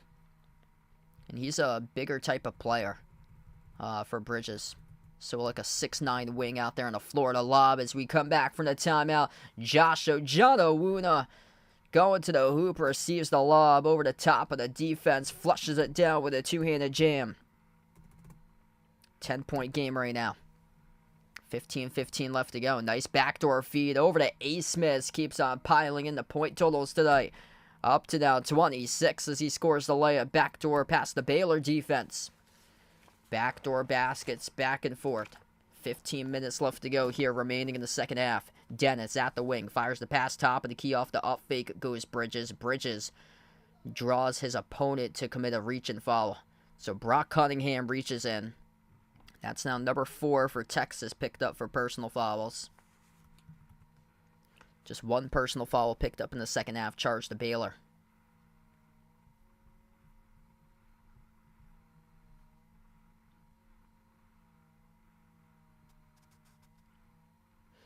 Baylor gets the inbound.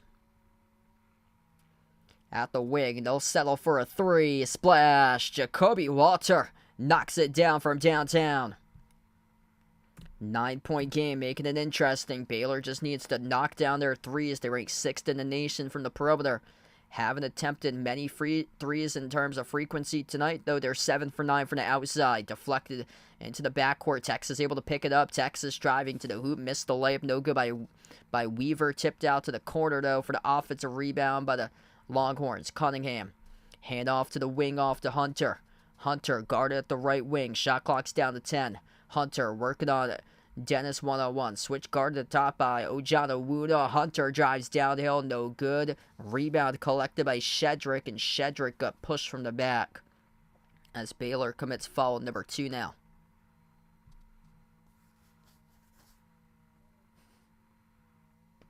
Hey, there we go. So, Vegas taking the Hatters there as Stetson to win the ASUN tournament.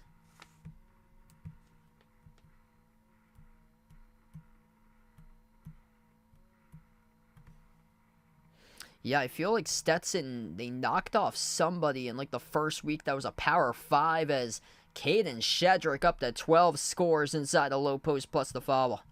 Whenever Baylor has been coming in this matchup, Texas responds right back. Great pass by Asmus as he finds Shedrick down low, and Baylor just not an answer in this matchup today with their interior defense going up against Caden Shedrick.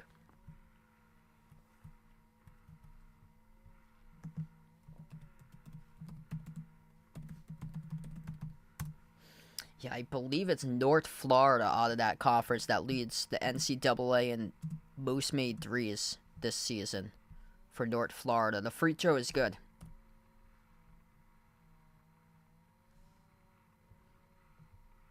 So Stetson is 19-12, third in the conference. They beat somebody. Oh, they beat UCF, which has played spoiler into a couple teams in the Big 12 this season for UCF. UCF beat Kansas earlier this year. So Stetson won on the road at UCF 85-82. And then somehow they lost by 23 against Chicago State. They only lost by 8 in a road game against Cincinnati. Wow.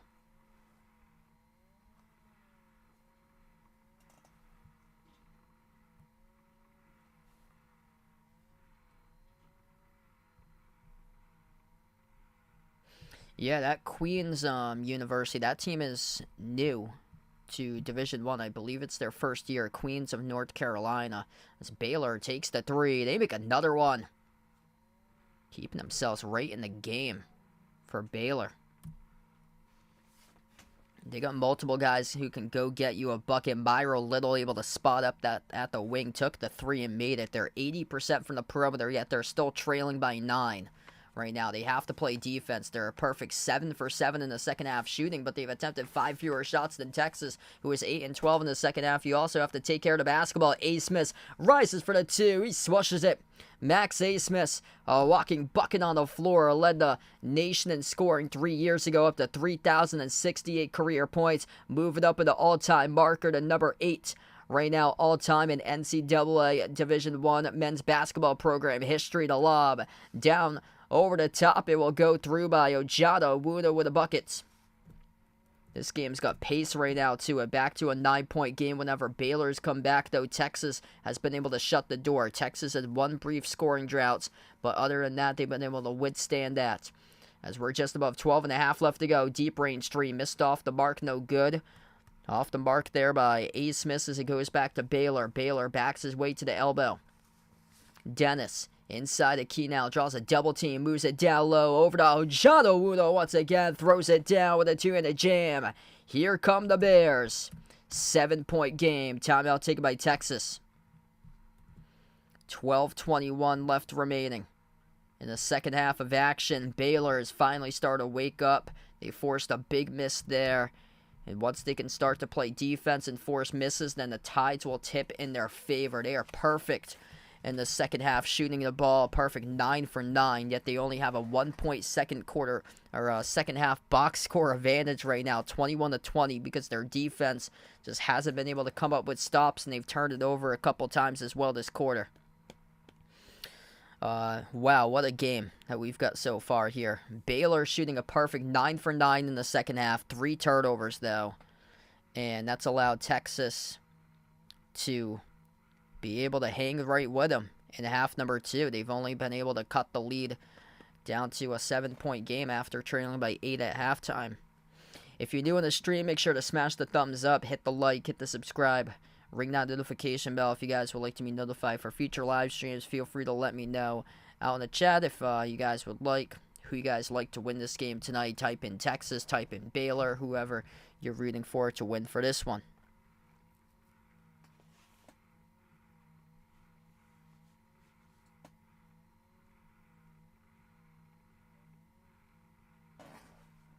This has been an electric offensive game today. Texas shooting 63% from the floor. Baylor shooting 54% right now.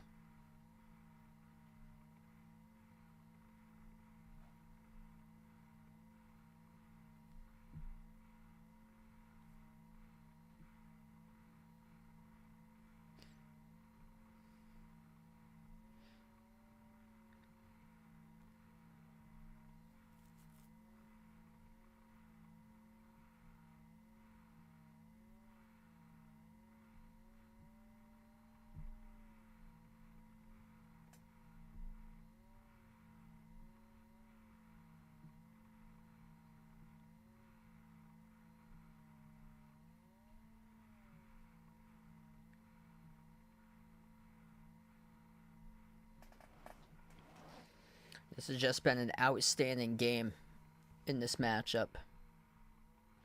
Duke won earlier today, 79-64. Monday's slate is very limited for college basketball. Some of the conference tournament games started today, specifically in the Atlantic Sun Conference.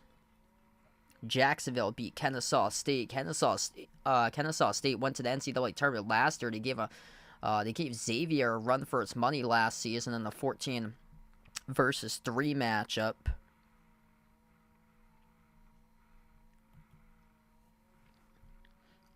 McNeese looking like they very well could be a potential bracket buster. McNeese with an 18-point win over Houston Christian, 87-69.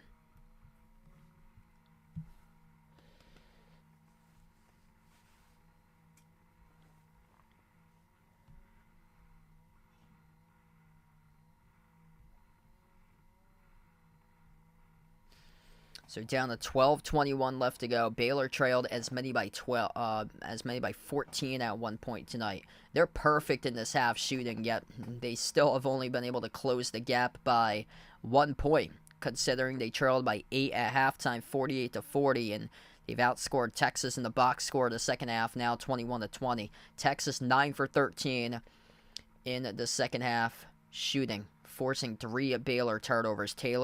Baylor with 10 total turnovers in this game.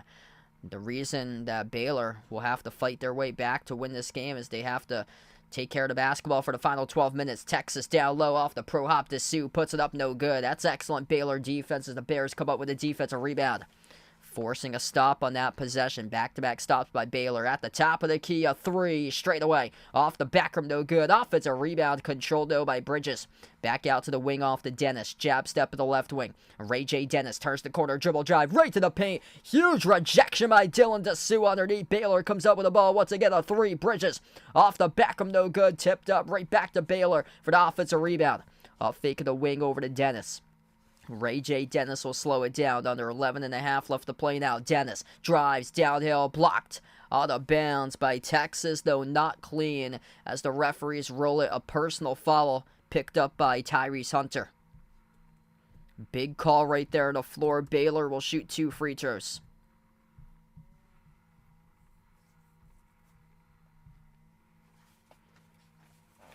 There were 3 offensive rebounds in that possession there for Baylor. Ray J. Dennis going to the free throw line to shoot 2.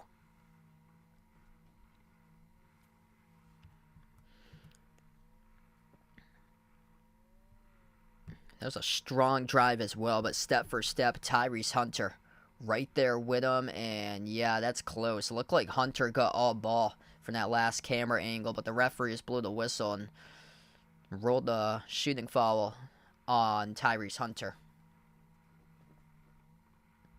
Ray J. Dennis being attended to right now, getting eye drops put in his eye at the moment. Last 7 games, he's averaging 8 assists per game. He's number 7 in the nation, averaging 6.7 assists per game this season for Ray J. Dennis.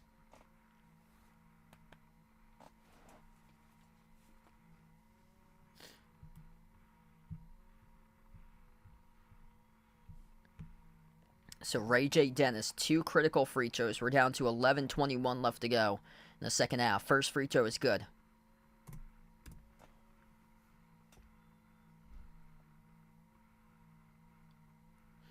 They've missed 4 free throws. That's the difference between a 1-possession game right now and a 6-point game. Second free throw bricked off the back rim. They've missed 5 free throws as Dessou collects the defensive rebounds. So Baylor 14 for 19 at the free throw line. Texas tonight is 8 of 9. Longhorns with a possession.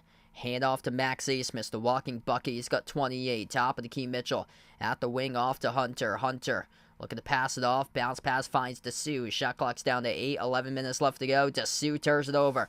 Up the floor with Jacoby Walter. His pass deflected. Intercepted once again by Texas. That's turnover number 11 by Baylor. And Dessou is down, and he's down hard right now for Dylan Dessou as the referees blow the whistle, and he is injured on the play, holding his left knee.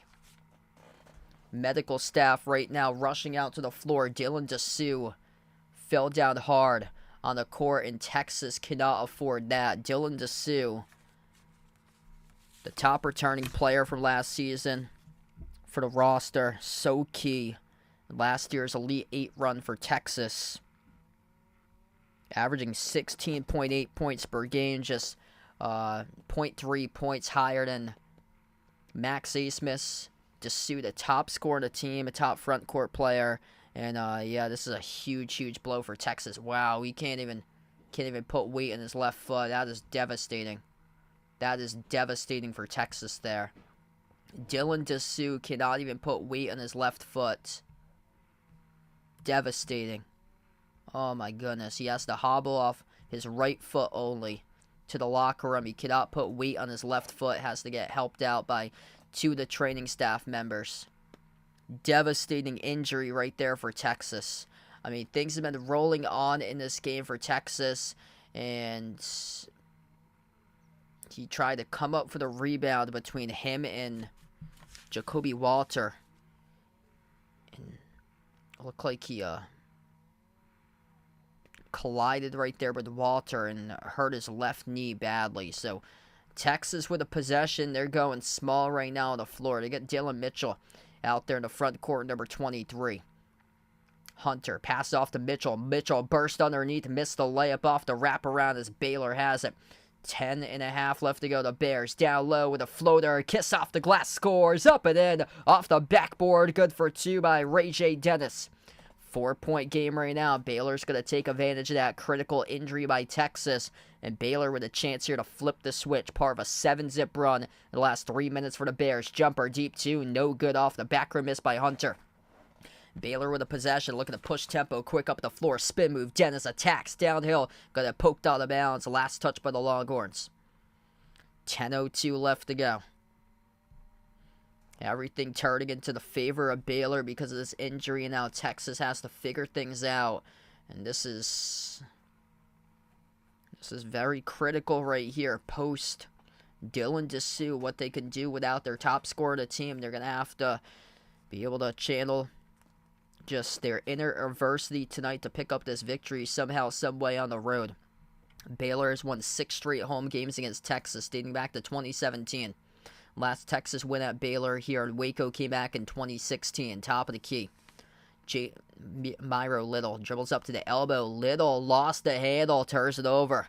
Turnovers by Baylor. That's number 12 today in this game. Texas with just 4 total turnovers. A-Smith slides it out to his right off to Hunter. Hunter going to use clock. He's going to slow it down. He knows time is precious right now in this game. Hunter drives, attacks, dump off, down low underneath. Huge rejection. Shedrick gets denied from behind by Bridges. Baylor with the ball up the floor. Jalen Bridges. An amazing game by him today. 6 made threes, scoring a team-high 23. Skip pass out to the wing. Bridges contacted at the wing. Knocked down by Cunningham. Jalen Bridges got Brock Cunningham to bite off the up fake. Brock Cunningham contacted Bridges around the chin area. Non-shooting foul. And picked up on the floor. Man, Jalen Bridges on both ends really turned it up lately. The block from behind. And then just off the drive, he up-faked Cunningham and then drove right into Cunningham. And Cunningham knocked him down to the ground, picked up the foul. That's number 6 picked up as a team now this half for Texas. 3 personal fouls committed by Baylor. So Texas in a lot of issues here with their fouls as well. 3 each between Brock Cunningham and Ithiel Horton. And Dylan Dessou, I don't think he's going to return. It would take a miracle for him, honestly, to return in this game. He hobbled off 1 foot off the court, had to head to the locker room. Baylor attacking downhill, soared up with a 2-handed jam. They got rejected on, but fouled. Jacoby Walter with some hang time right there. Will shoot 2 coming up at the free throw line, and that's number 7 now. Picked up for Texas for personal fouls. So Baylor will be in a bonus for the rest of the stretch today. Part of a 7-zip run. Last 3 minutes, 42 seconds for Baylor. Ever since Dylan Dessou went down and Texas has now, their offense has spindled downwards into a 4-minute scoring drought at the moment. Jacoby Walter, the top freshman scorer in the nation, averaging 14-point games in his first season for Baylor, makes the first free throw. Second shot good, right down the middle. We get a 1-possession game. 68-66. Baylor trailed this maybe by 14 at 1 point. Texas looking for a quad 1 victory to lock them up in the bracket, most likely in the NCAA tournament, barring a disastrous finish. Here's a 3 straight away. Off the front rim, no good. Tipped out to the corner. Cunningham, hot tamale. Couldn't handle it properly. It's a turnover committed by Texas. Great effort by Ithiel Horton, but Brock Cunningham, you got to be on the spot right there to receive the pass and squeeze it properly off the save, and couldn't do so as he fumbled it out of bounds. Closest score since the score is 3-0 Texas in the first minute and 15. Closest score since the game was tied at 0-0. 8:45 left to go. Baylor with a chance to tie or take the lead right here. Tie it up with a 2, take the lead with a 3. At the wing, Bridges. Bridges making 6 threes today. Crossover, dribbles up inside, creates space. Bridges floats it up. Bridges inside, gets fouled. He'll shoot, and the bonus is a reach-in foul picked by Texas. 1-and-1 bonus coming up here for Jalen Bridges. Caden Shedrick commits the reach-in. That's now number 8 as a team in the second half for Texas, and the offense is sputtered out. Scoreless in the last 4:45 for Texas on the board. They've yet to score in a drought, and the free throw missed. The 1-and-1 bonus, no good in the first one by Bridges. Baylor's missed 6 free throws. 16 for 22, 73% tonight at the free throw line. This scoring drought's gone on for almost 5 minutes for Texas. Texas with the ball at the wing. Hunter. Bounce past Cunningham. Hand off Hunter. Top of the key. Hunter. 8:15 left to go. Dribbles back out to the edge of the midcourt logo. Shot clock down to 8 off to A-Smith. A-Smith got 28 tonight. Looking to make 31. Takes the 3. No good. Came up short. Baylor collects the defensive rebound. Chance to tie or take the lead with a 3. To drive downhill to the rim. It's a huge foul picked up on the floor. Charged to Texas on A-Smith. And this will be 2 free throws coming up at the line for Ray J. Dennis. 7:59 left to go. Anybody's game here. Baylor on a 9-zip run in a 5-minute span. Texas showing no signs of offense when Brock Cunningham left the game as we take the timeout on the floor. If you guys are new in the stream, make sure to smash the thumbs up, hit the like, hit the subscribe, ring that notification bell if you'd like to be notified for future live streams I cover here on the channel. And feel free to let us know who you guys would like to win tonight in this game. Type it in, Texas or Baylor, who you're rooting for in this matchup tonight.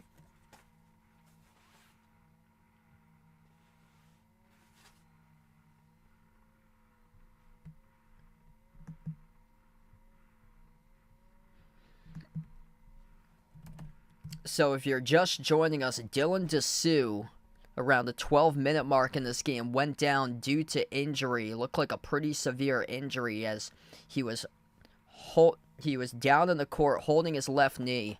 Couldn't put any weight on his left knee. Hobbled off 1 foot on his right foot. Had to get helped up by 2 of the training staff members to get taken to the locker room, and has not returned ever since, and most likely will not return for the remaining part of this game. Looked like a pretty bad injury. The top scorer this season for Texas, averaging 16.8 points per game, and that's a massive blow right there for the Longhorns. And that injury has allowed the door to open for Baylor in this game right here, making this currently a one-possession matchup. Baylor has never led tonight. Baylor has won 6 straight games against Texas. Texas hasn't won at Waco. Baylor's won 6 straight home games against Texas. Texas hasn't won in Waco since 2016. This is part of a 9-zip run in a 5-minute span for Baylor. Texas, in their last 7 shots, is 0 for 7. And then Baylor's on a 12-2 run in almost a 6-minute clip. Jalen Bridges, 23 points for him. They got 3 players in double figures for Baylor. Ray J. Dennis has 12. John Wuna has 10. And then Caden Shedrick for Texas in double figures alongside Max Asmus. Asmus, the game leader, with 28 right now for Asmus on 12 for 17 shooting. Caden Shedrick has got 13 tonight. Yeah, Texas's shooting number has gone down from 60% now down to 53%.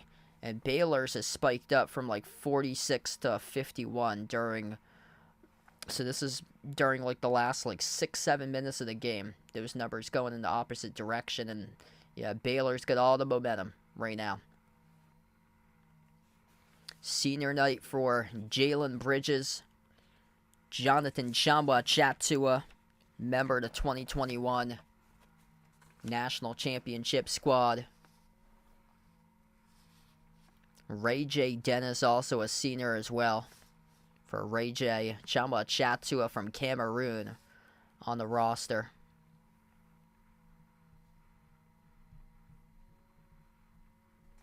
Eight minutes left to go. Baylor in the bonus, shooting the 1-and-1 at the free throw line as we come back from the timeouts. It'll be Ray J. Dennis in the 1-and-1 bonus. He's got 12 points, 2 for 3 tonight at the free throw line. First free throw right down the middle. He has a chance to tie up the game. Baylor has never led tonight. They trailed this made by 14 at one point in the first half. They also missed 6 free throws, 17 for 23. If they make more of their free throws, they would have the lead right now. Texas is 8 for 9 at the free throw line. So ever since the Dylan DeSue injury, which he has yet to return, does not look likely, this game is totally flipped in the favor of Baylor. Second free throw is good. 14-2 run in a 6-minute span for the Bears. They trailed this made by 14 at one point in the first half. Texas looking for some signs of offense. Their offense has sputtered completely. 0 for 7 on their last 7 shots from the floor without DeSue on the court. At the wing, it goes off to Asmus. Asmus guarded at the right wing perimeter. Dribbles up, drives, mid-block, takes the shot. No good off the mark. Put back chance, no good either, though. Going up on it, Ithiel Horton was fouled. So Ithiel Horton will head to the free throw line, shoot 2 for Texas. A referee has called a personal foul on Jalen Bridges.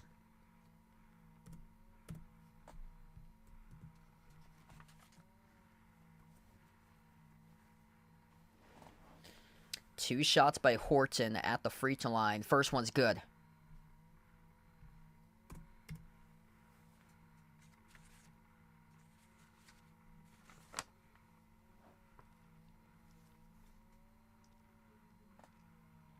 Second shot, no good, off the front rim. That's only the second missed free throw today in this game. Yeah, so Baylor trailed this game by 14. They've come back in this game right now. They've never led tonight. Chance to do so if they make a shot here. Bridges receives at Bridges, drives downhill, and Texas picks up another foul. That's now number 9. Or that's now number 10 right now by Texas. So they're in a double bonus. So 9 flips over to 10. And Baylor will shoot 2 at the line. Brock Cunningham in deep foul trouble just picked up his 4th. So Texas, if you're just joining in, Dylan DeSue, around the 12-minute mark remaining in the second half, went down, looked like a pretty bad injury, holding his left knee, couldn't put any weight on his left foot, had to get helped out off the court to the locker room by 2 of the training staff members. He could only put weight on his right foot and hobbled off on his right foot only. After that, Texas has yet to make a field goal in the last 6 minutes, approximately, in this game. And Brock Cunningham just picked up his 4th personal foul. They split the free throws, so Bridges goes 1 for 2. It's tied up at 69. 7:20 left to go. Deep foul trouble right now for Texas in the 6-minute field goal drought at the moment. Brock Cunningham with 4 fouls, 3 each between Shedrick and Horton. Texas downhill at the rim. Mitchell soars up, and Mitchell gets fouled. So Dylan Mitchell will shoot 2 at the free throw line. This is picked up by Eves Missy on the shooting foul. Charge 2 for Baylor. Yeah, this game is starting to get choppy in terms of fouls lately. Mitchell, just the 61% free throw shooter this season, will shoot 2. The first one, no good, came up short. If you're new in the stream, make sure to smash the thumbs up, hit the like, hit the subscribe. And also, the March Madness Bracket Challenge group is out once again. If you guys are interested in joining the Behind Your Basketball Bracket Challenge group once again for March Madness this year, feel free to do so. All you have to do is click the link that's posted in the chat, create an ESPN account if you don't already have one, and then click Join the Group for the Behind Your Basketball Bracket Challenge group. Second free throw is good by Mitchell. 1-point lead for Texas. Baylor has yet to lead. Looking to change that. They drive downhill to the rim. No good. Couldn't finish on the layup, but there was contact there as Nunn got fouled. 2 free throws upcoming for Baylor with Jaden Nunn. Ronnie Terry wondering about the foul call there, as Caden Shedrick in deep foul trouble picks up his 4th as well. So the 2 front court options for Texas, Caden Shedrick and Brock Cunningham, both with 4 personal fouls, and they're already missing Dylan DeSue, who went down due to injury. And Baylor, 6th in the nation in three-point shooting. Instead of jacking up threes, they're targeting Texas's defense and going at the interior guys. 2 free throws by Nunn. First one's good. 70-70.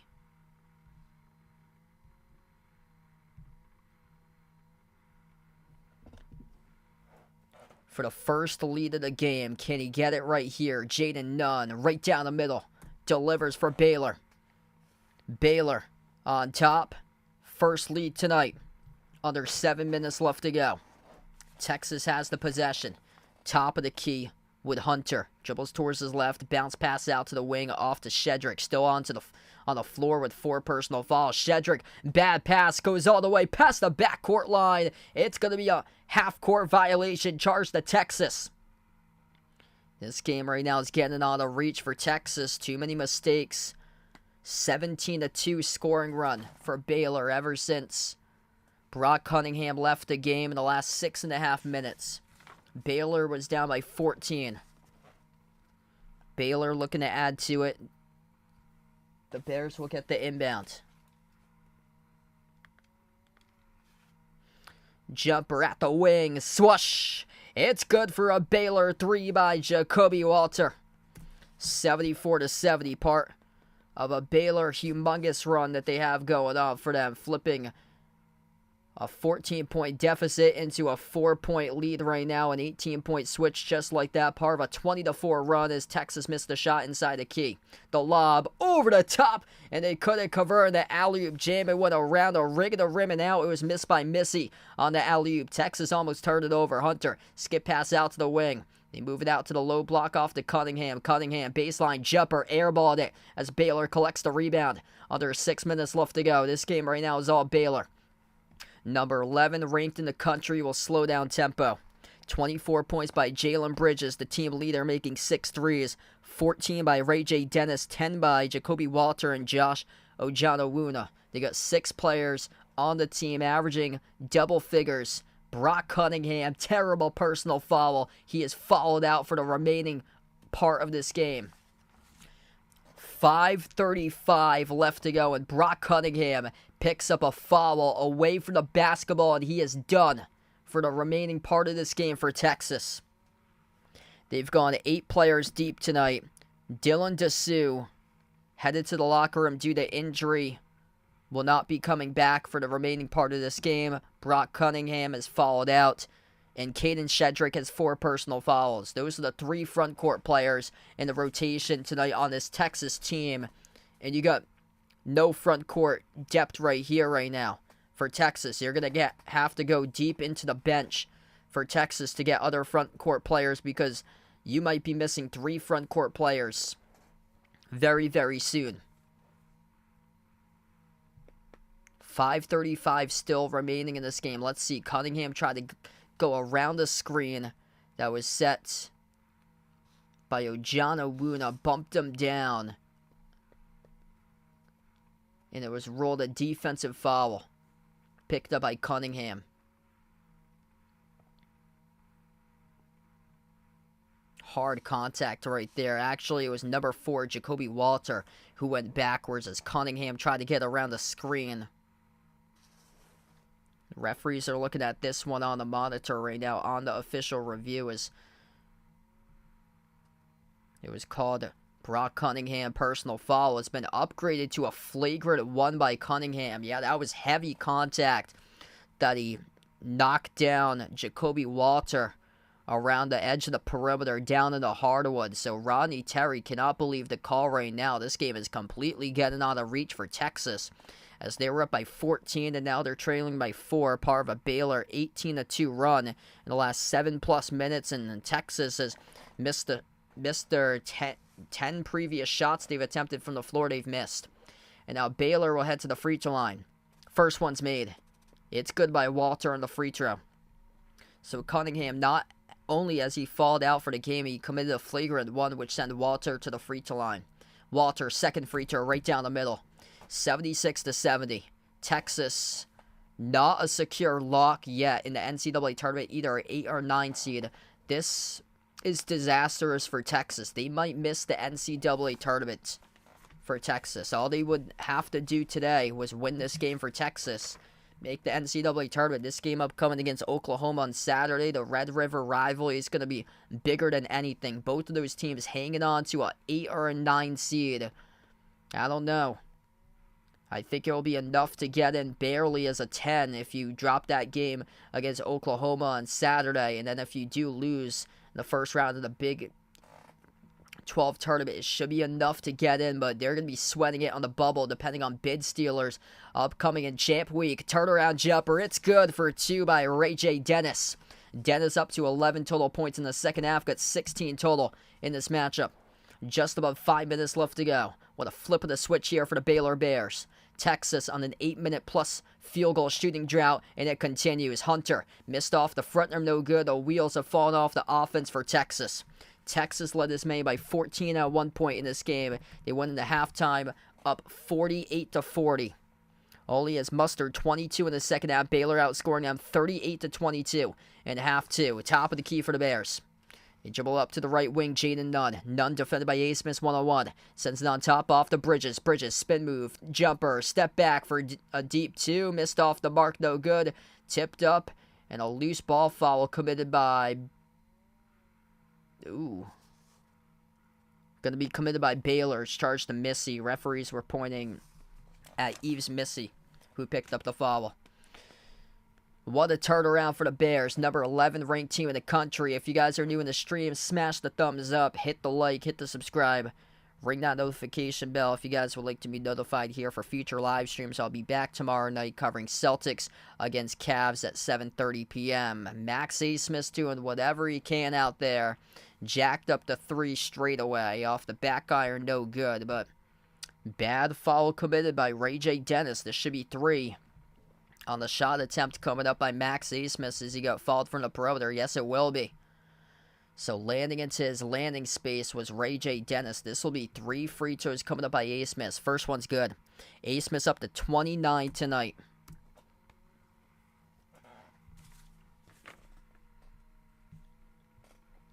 Max Asmus had 17 of those points going into halftime. Second free throw by Asmus, the player you did not want to follow. 91% free throw shooter makes the second one. Third one's up, he makes that as well. 5-point game. 31 points in a 35-minute span tonight for Max Asmus, playing the entire game.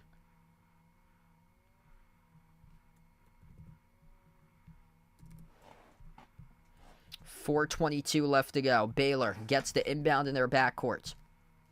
Texas going to have to force some stops and make baskets, which has been an issue in the previous 8+ minutes.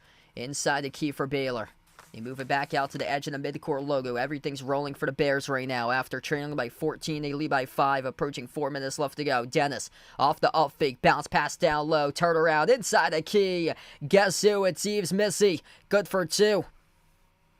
Nice assist right there by Ray J, ranking top 10 in the nation in assists per game. Yves Missy up to 7 total points tonight for Baylor.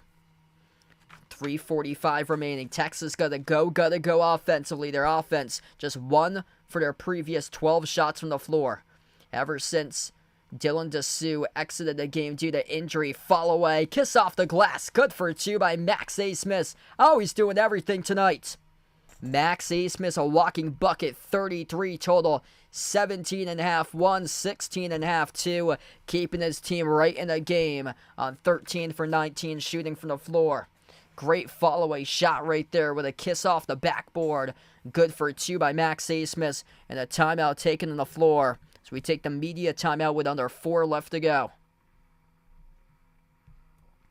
3:32 remaining. A battle to the finish in this one. Big 12 conference action. Texas really needing this game. It would lock them completely in the bracket if Texas picks up this victory. Just 5-7 in quad 1 games. 3-7 against teams that's inside the AP top 25 when they face them. And 2 of those teams are no longer even inside the top 25 as they got wins at the time over Oklahoma and TCU back in January, when they were both ranked inside the top 25, but they're only holding on to a win over Baylor by 2 on their home floor in Austin. That's the only win that they have against the current top 25 team for Texas at the moment. For Baylor, looking to see if they can go up from a 3 to a 2 seed with a victory tonight, potentially. Jalen Bridges with 24, 16 by Ray J. Dennis, 12 by Jacoby Walter, and then at 10 by Josh Ojanawuna. That's now 8 assists tonight by Ray J. Dennis. At one point in the game, he had been struggling. Went into halftime for Ray J. Dennis with just 2 assists and 2 turnovers, and then explodes here in the second half to record 6 assists and just 1 total turnover. Baylor tonight shooting 69% from 3, 9 for 13 from the perimeter. Texas was red hot. They made their first 6 out of 10 threes ever since. They've gone just 2 for 10 from the perimeter.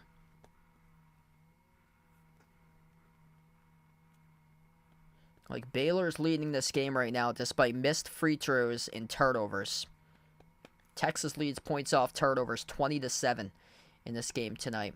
If you're new in the stream, make sure to smash the thumbs up, hit the like, hit the subscribe, ring that notification bell as well. I cover basketball action on the channel, play-by-play, NBA games, also college hoops. Make sure to keep on tuning in throughout the course of the March Madness tournament as well. Hoping to cover some great games for you guys during the NCAA tournament. Make sure to let us know out in the chat who you're rooting for to win this game. Type in Baylor or Texas, who you guys like in this chat. Make sure to type it in. Let me know. Also, vote in the poll as well who you want to win this game if you haven't already done so. Right now, Texas leads the poll 63-37.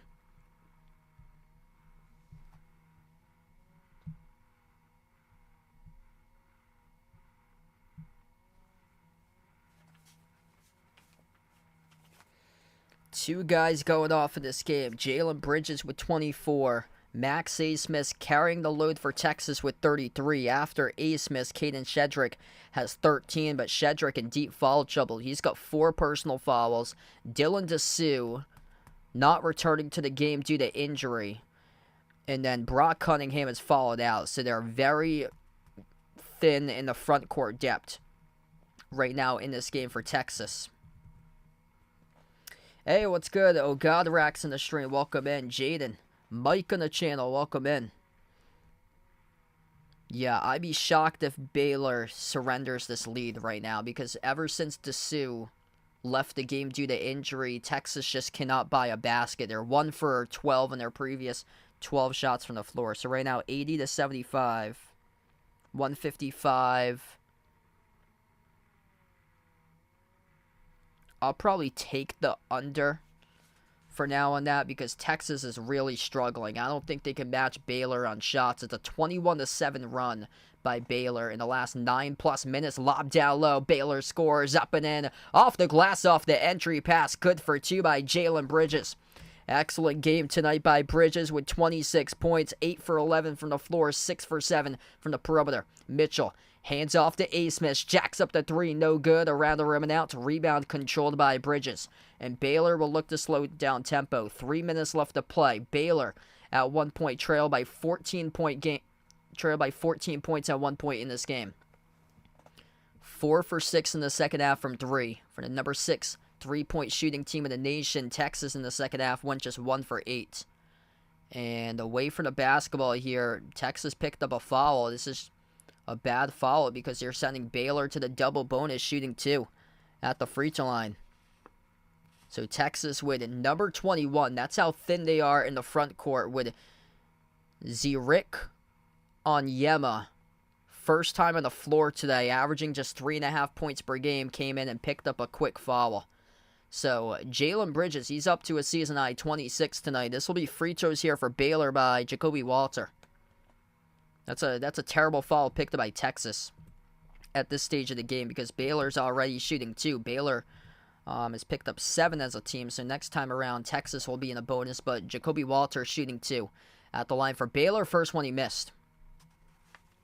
And Baylor's missed 8 free throws tonight, yet they're still holding the lead. They've also turned it over 9 more times. Or, I'm looking at the turnover number. 7 more times. 12 turnovers by Baylor. 5 turnovers by Texas tonight. Yeah, 7 more times, and they're still holding the lead right now. Second free throw is good. 2:40 left to go. You got to be urgent if you're Texas's offense. That has not happened for the last 12+ minutes on the floor. 1 for their last 13 shooting. So they've received the ball down inside. Baylor commits a reach-and foul off the pass charge to Eves Missy. And Eves Missy in deep foul trouble picks up his 4th. So this will send Texas now to the bonus, shooting in the 1-and-1.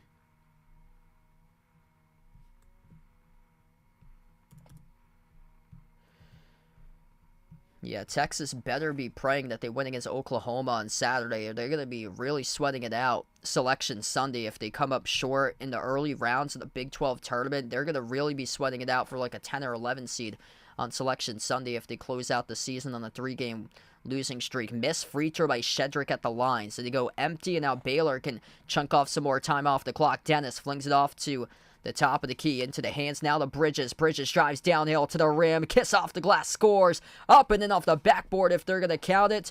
If so, they'd be up by 10 for Jalen Bridges if the referees do count this, and they will not. So they say the foul is before the shot committed by the Texas defense, and now this will result in 2 free throws at the line for Jalen Bridges.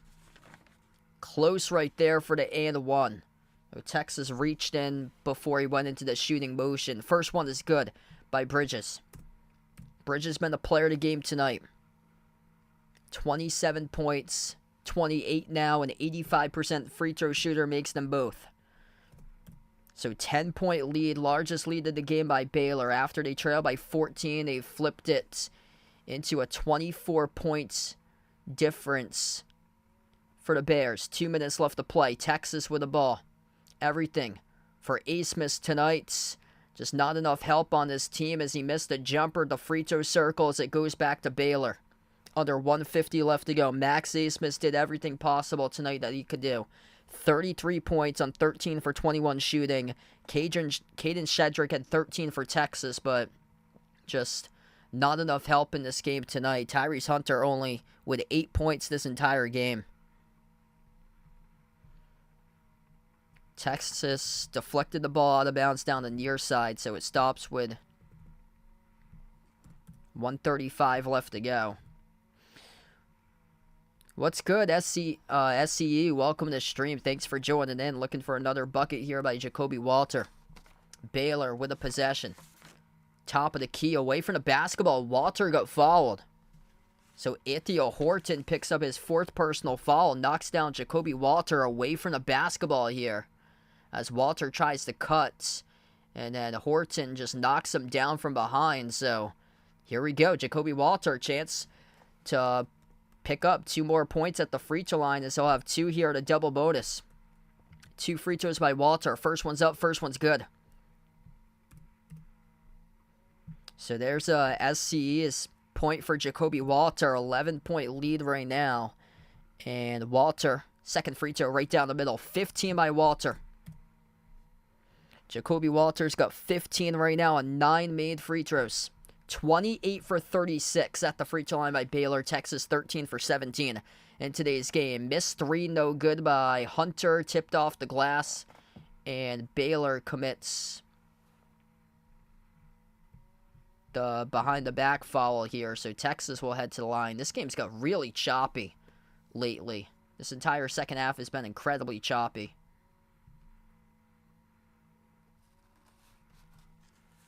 This sends number 5, Caden Shedrick, to the free throw line. He's shooting 2.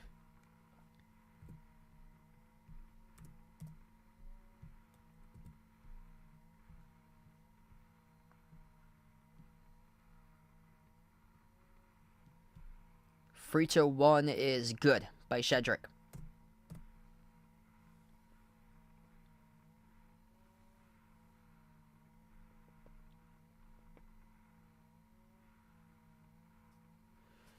Second one upcoming with Shedrick at the line, and Shedrick missed off the front iron. Rebound controlled by Ojanawuna for Baylor. Walter crosses the midcourt logo guarded by Horton. Minute and 10 left to go. Puts the ball into the hands to Dennis. Dennis at the edge of the midcourt logo working on Asmus. The final minute left to go of action. Baylor an 11-point lead. At one point they trail by 14. Dennis at the low block and a poke leads from behind. Texas comes out with a steal. Critical opportunity for Texas. Hunter lost the basketball, got it back down low, and Hunter gets fouled inside the key by none.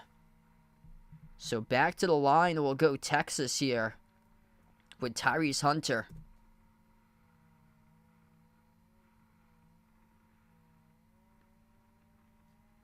And he'll shoot 2 in a double bonus.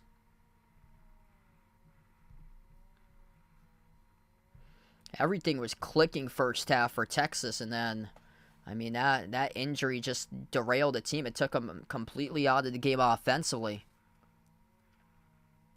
They only have 2 players that have been, like, major in terms of, like, scoring this season. Brock Cunningham and Max Asmus, both averaging above 16 points per game. It was actually on Ray J. Dennis from behind who picked up the foul. So Ray J. Dennis, that was his 5th. He has fouled out. So Dennis reached in from behind. So he is done for the remaining part of this game. First free throw, good by Hunter.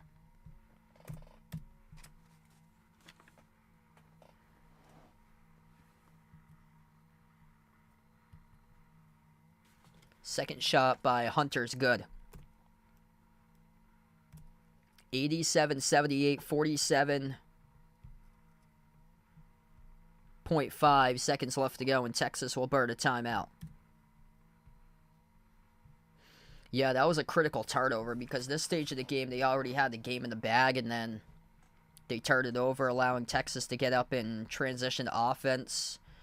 9-point game. Looks like too little too late at this point, considering Texas just hasn't been able to hit anything since Dessou went down, and this has gone on for a long time. They're 1 for 15. Their last 15 shot attempts, they've only made 1 by Texas. The wheels completely fell off. Like every single offensive set, how they run their offense through Dessou, it just they look lost completely without Dessou on the floor. Texas in the first half shot the ball 56%. Second half, that number fell off. Right now, it's at 37%. They started off well. They were 9 for 13 to start off. Their first 9 field goals, and then after that, they've only made 1 other shot. And the last 13 to 14 minutes of the game, they've only made 1 field goal from the floor by Texas.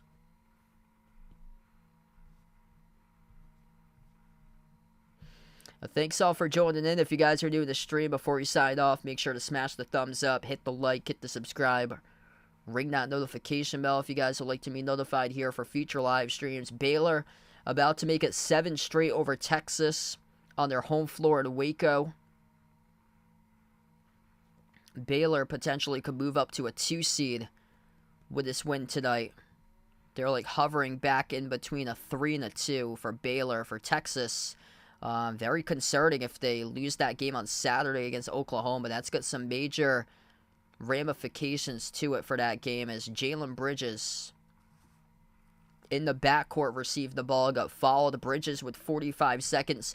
The player of the game tonight will shoot 2 in the double bonus at the free throw line. Massive game against Oklahoma. Both of those teams are around an 8 or a 9 seed between Texas and Oklahoma. They'll be playing each other on Saturday. 2 shots here at the line. First one's good by Bridges.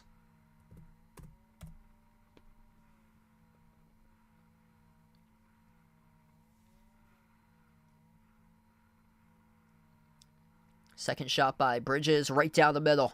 He's got 30. Career high by Jalen Bridges. 8 for 11 shooting, 6 for 7 from 3. 8 for 11 as well at the free throw line. 89-78 Texas makes the layup downhill to the rim. Too little too late, looks like, in this game, as it was made by Caden Shedrick. Baylor on the far side of the floor. It's a foul picked up, charge to Ithiel Horton reaching in. That's his 5th, and he is done for the game. We got 36 seconds left to go now. This whole second half took forever.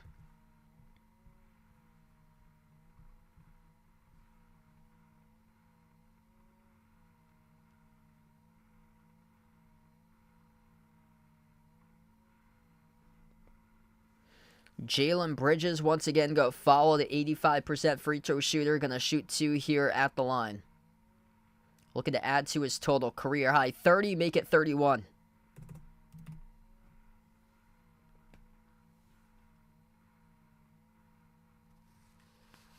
They got Jonathan Chatua checking towards the scorer's table, about to come into this game, as he substitutes now in for the final 36 seconds of action. Second free throw is good. Career high 32 by Jalen Bridges. Chatua on senior night checks in for Baylor, part of the 2021 National Championship squad.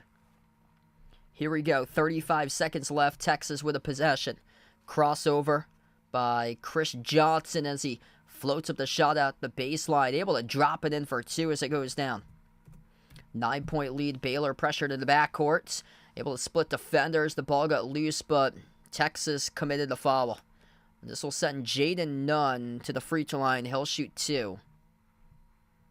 We're down to 19.6 seconds.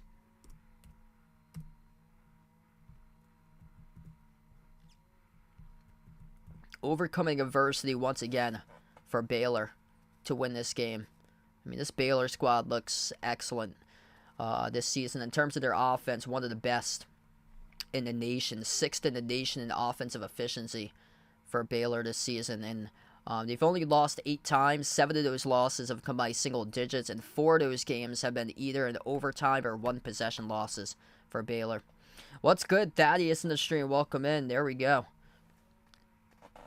Yeah, big-time Jalen Bridges in this game today. Austin Sachs, another senior, checks in for Baylor. Bridges checks out, new career high, 32, big time by Jalen Bridges. He made 6 threes, really kept Baylor in this game throughout the first half. They trailed by 14. He went a perfect 6 for 6 from 3 to start off today's game in the first 25 minutes. Second free throw is good. 11-point lead. Baylor pours in 93. Corner 3 goes down by Shedrick. The final 10 seconds approximately remaining in this one, as Baylor will dribble out the clock here and they'll pick up the win. Win number 22 of the season for Baylor, third in the Big 12 Conference this season. In the standings, they improved to 11-6 in Big 12 Conference play. Texas, one game below 500 in the Big 12 at 8-9. They dropped to 19-11 this season. The largest comeback win this season by Baylor, trailing by 14 at one point in the first half.